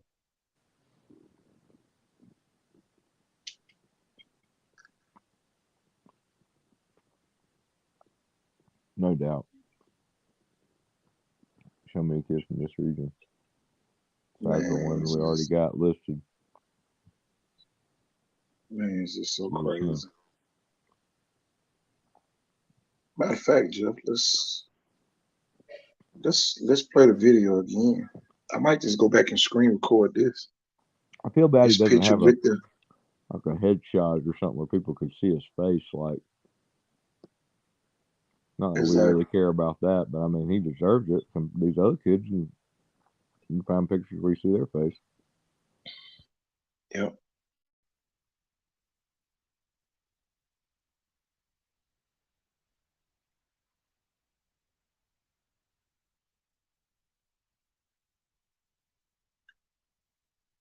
It's gonna be so fun. It's gonna be so No fun, doubt. man, to see these kids. I'm telling you, man, it's whew, boy, it just give me chills just thinking about it. Riding up to Meridian. I think they got like a 25,000 seat stadium on a Friday night. While everybody else now ain't watching the same old teams every week. Don't even pack out their home stadium, most of them. Telling you, they got a 20. Meridian High has a 25,000 seat stadium. It is unbelievable. Kobe King.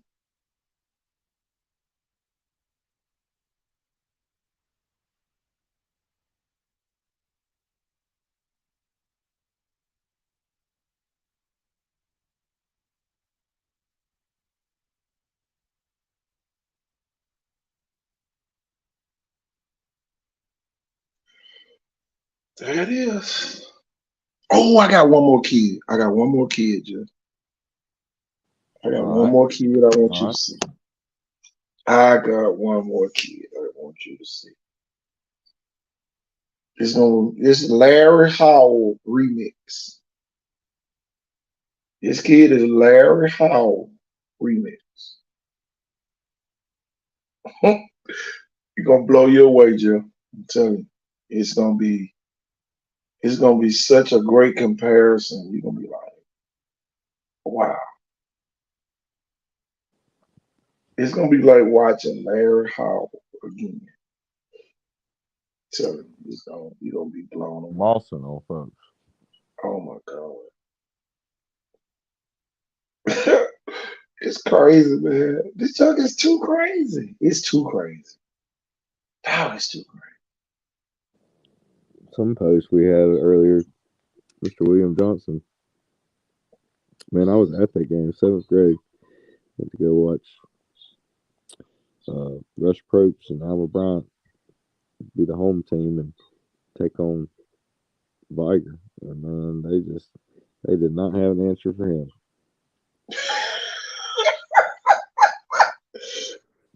You know, boy, you could tell, boy, we struck a nerve in William Johnson. He did not want to talk about that game.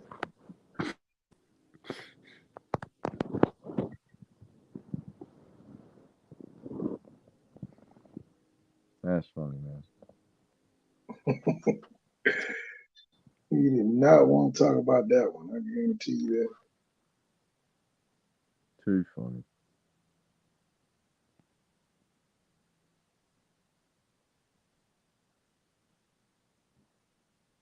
Man, it's just so awesome, man. I swear it is.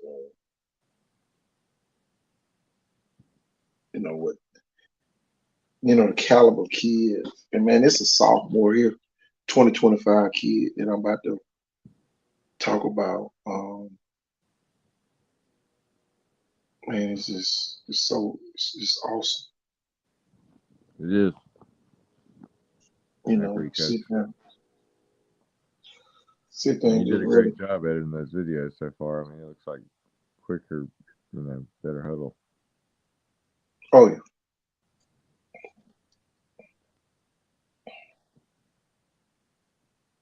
I can't wait to go to Wayne County. And man, this is gonna be crazy. One of the most historical places you can go on Friday night. You know, the school with 2 field houses. They have 2 field houses. It's unbelievable. Unbelievable.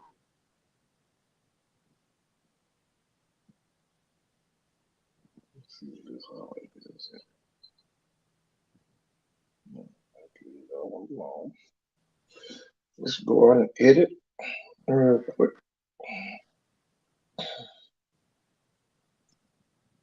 And it don't take long either, man. It's just hold on, let me find his picture. I think I got it in here. Where is it?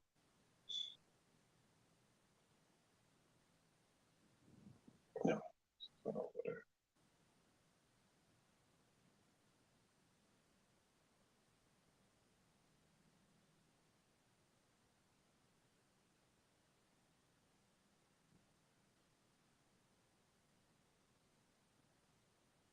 I know a lot of people been they've been messaging us about what took place today.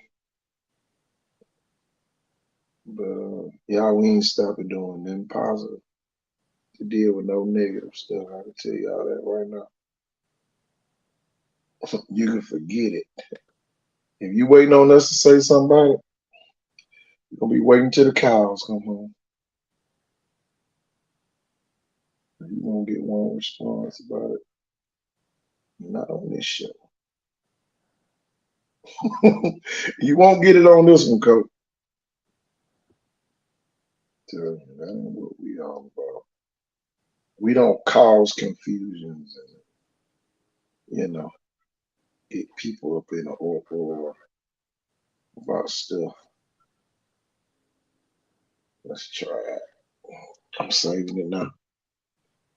It was an unfortunate thing that happened. I hate it. I hope no kids saw what happened. Coach, you know what I'm talking about. What I put in the group chat. Coach, you still here? Coach, we got one more. Coach, we gonna get on out of here after this one. Um, Let me find his picture. Since I'm waiting. I think I got his picture in here somewhere.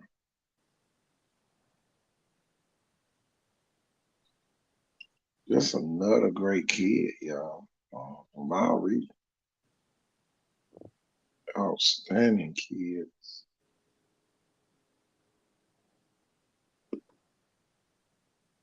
Oh, this video clear as hell, man. I can imagine what it looks like on the TV. Oh my God.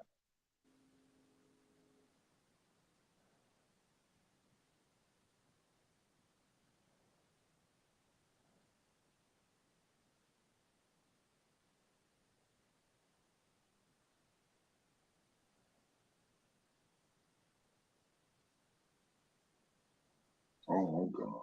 Let me put this in the group. Babe, it's so many kids, man.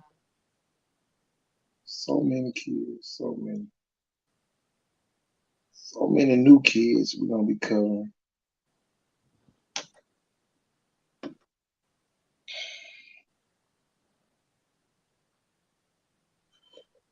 Coach,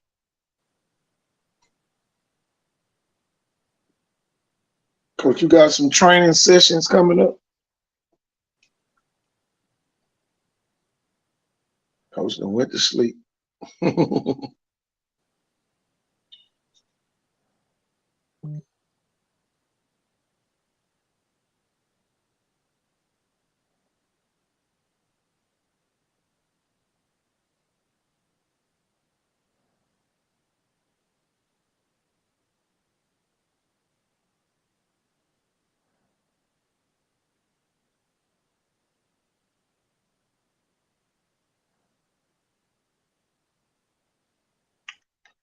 Oh, we got it. Hold on, y'all. Let me grab it. Last video of the night, y'all. Last video of the night. Well, of the morning. A football Friday, y'all. We breaking y'all in. Coach, it's football.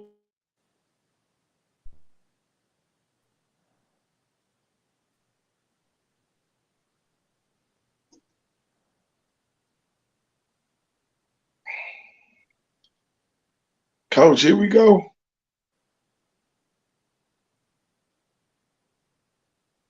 We'll probably have to watch it tomorrow, but tell you. Coach, you there? Here we go. Y'all, we gonna play it. One of the top players down in Mississippi right here. That is Pascagoula High School Stadium over there. Nice stadium.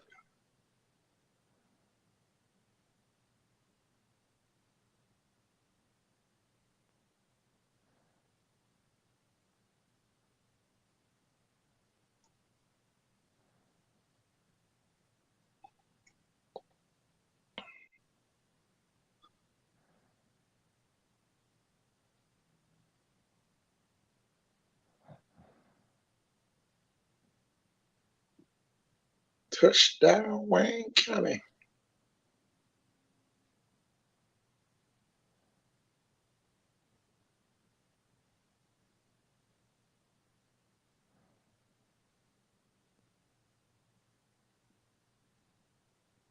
Oh, yeah.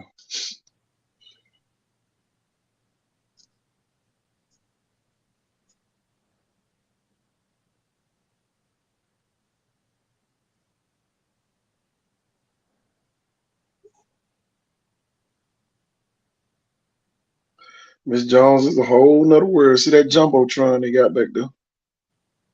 That's at Wayne County High School.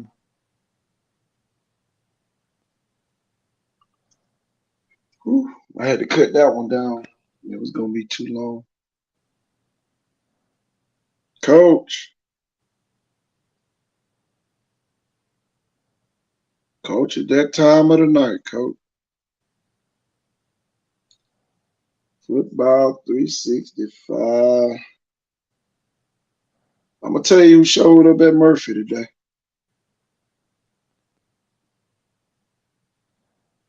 Your boy Blue showed up at Murphy.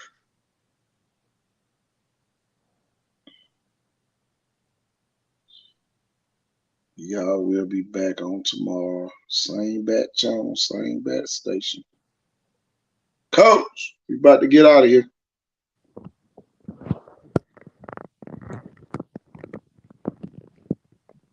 Coach, we about to ease on down the road. Yeah, coach. I see you over there. Oh, yeah, you're my boy, Blue. Telling you. Okay, coach. My boy Blue showed up at Murphy today. Ooh, did he? Telling you. Dust in the wind. And Like you that know, movie. we're gonna have the critics say, man, they should still give him a chance. Nah. How many chances do you get? A cat get 9 lives. Telling you. A cat gets 9 lives. Come on, how many lives do you need? That's right. But man, your boy Blue has showed up. Viger, we know what's going on out there. Now. Don't. We don't want y'all to think we don't know. We been new. We knew when it first happened.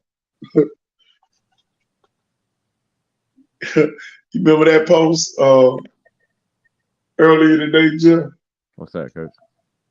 about what happened at Viger? We know what happened. But we don't hop on it. It's not our job to do that, but that goes to show you what type of media we are. That's right. Right there. We filter through the news to make sure everybody get the right news. Yeah. I'm gonna show Jalen Jones, and y'all, we gonna get out of here. Check out Jalen Jones here, Coach. Jalen Jones, Okay. Wayne County High School. First thing I want you to see is the field down at Pascagoula first. Well, you ain't gonna have no choice but to see it on this play. Wow.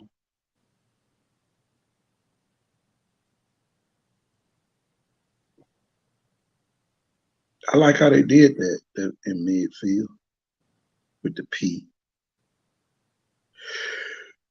He a jump ball catcher. I'm telling you, it's just some of it, y'all. This ain't even.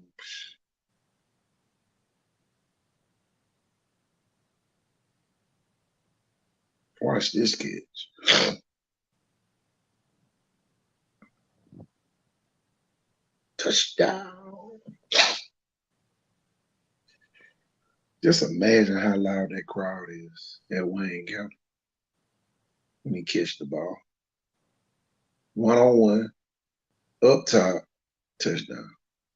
Simple. Keep it simple, Stu. 1-on-1, at the top, catch, first down.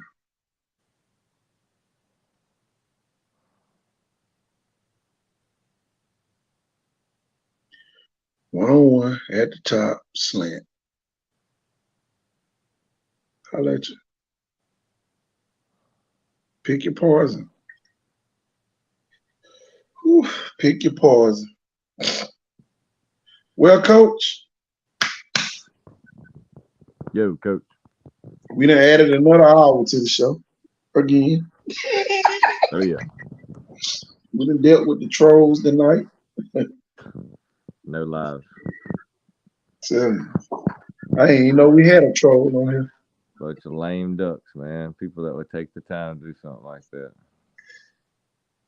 And one thing about this, y'all, if we go on this show, we going on as ourselves. Mm-hmm. That's the world we live in, Jeff. Yeah. A bunch of pretenders get mad at the real people. Yeah.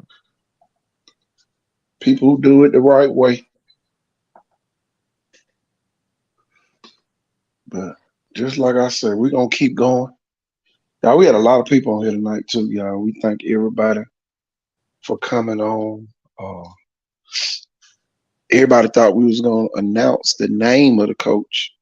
We just wanted you to know that Murphy has a new coach and they can move forward. Hopefully the coach can come on down. It would be nice if he would be there tomorrow, you know. But that's today. It would be nice if he would make it down here today.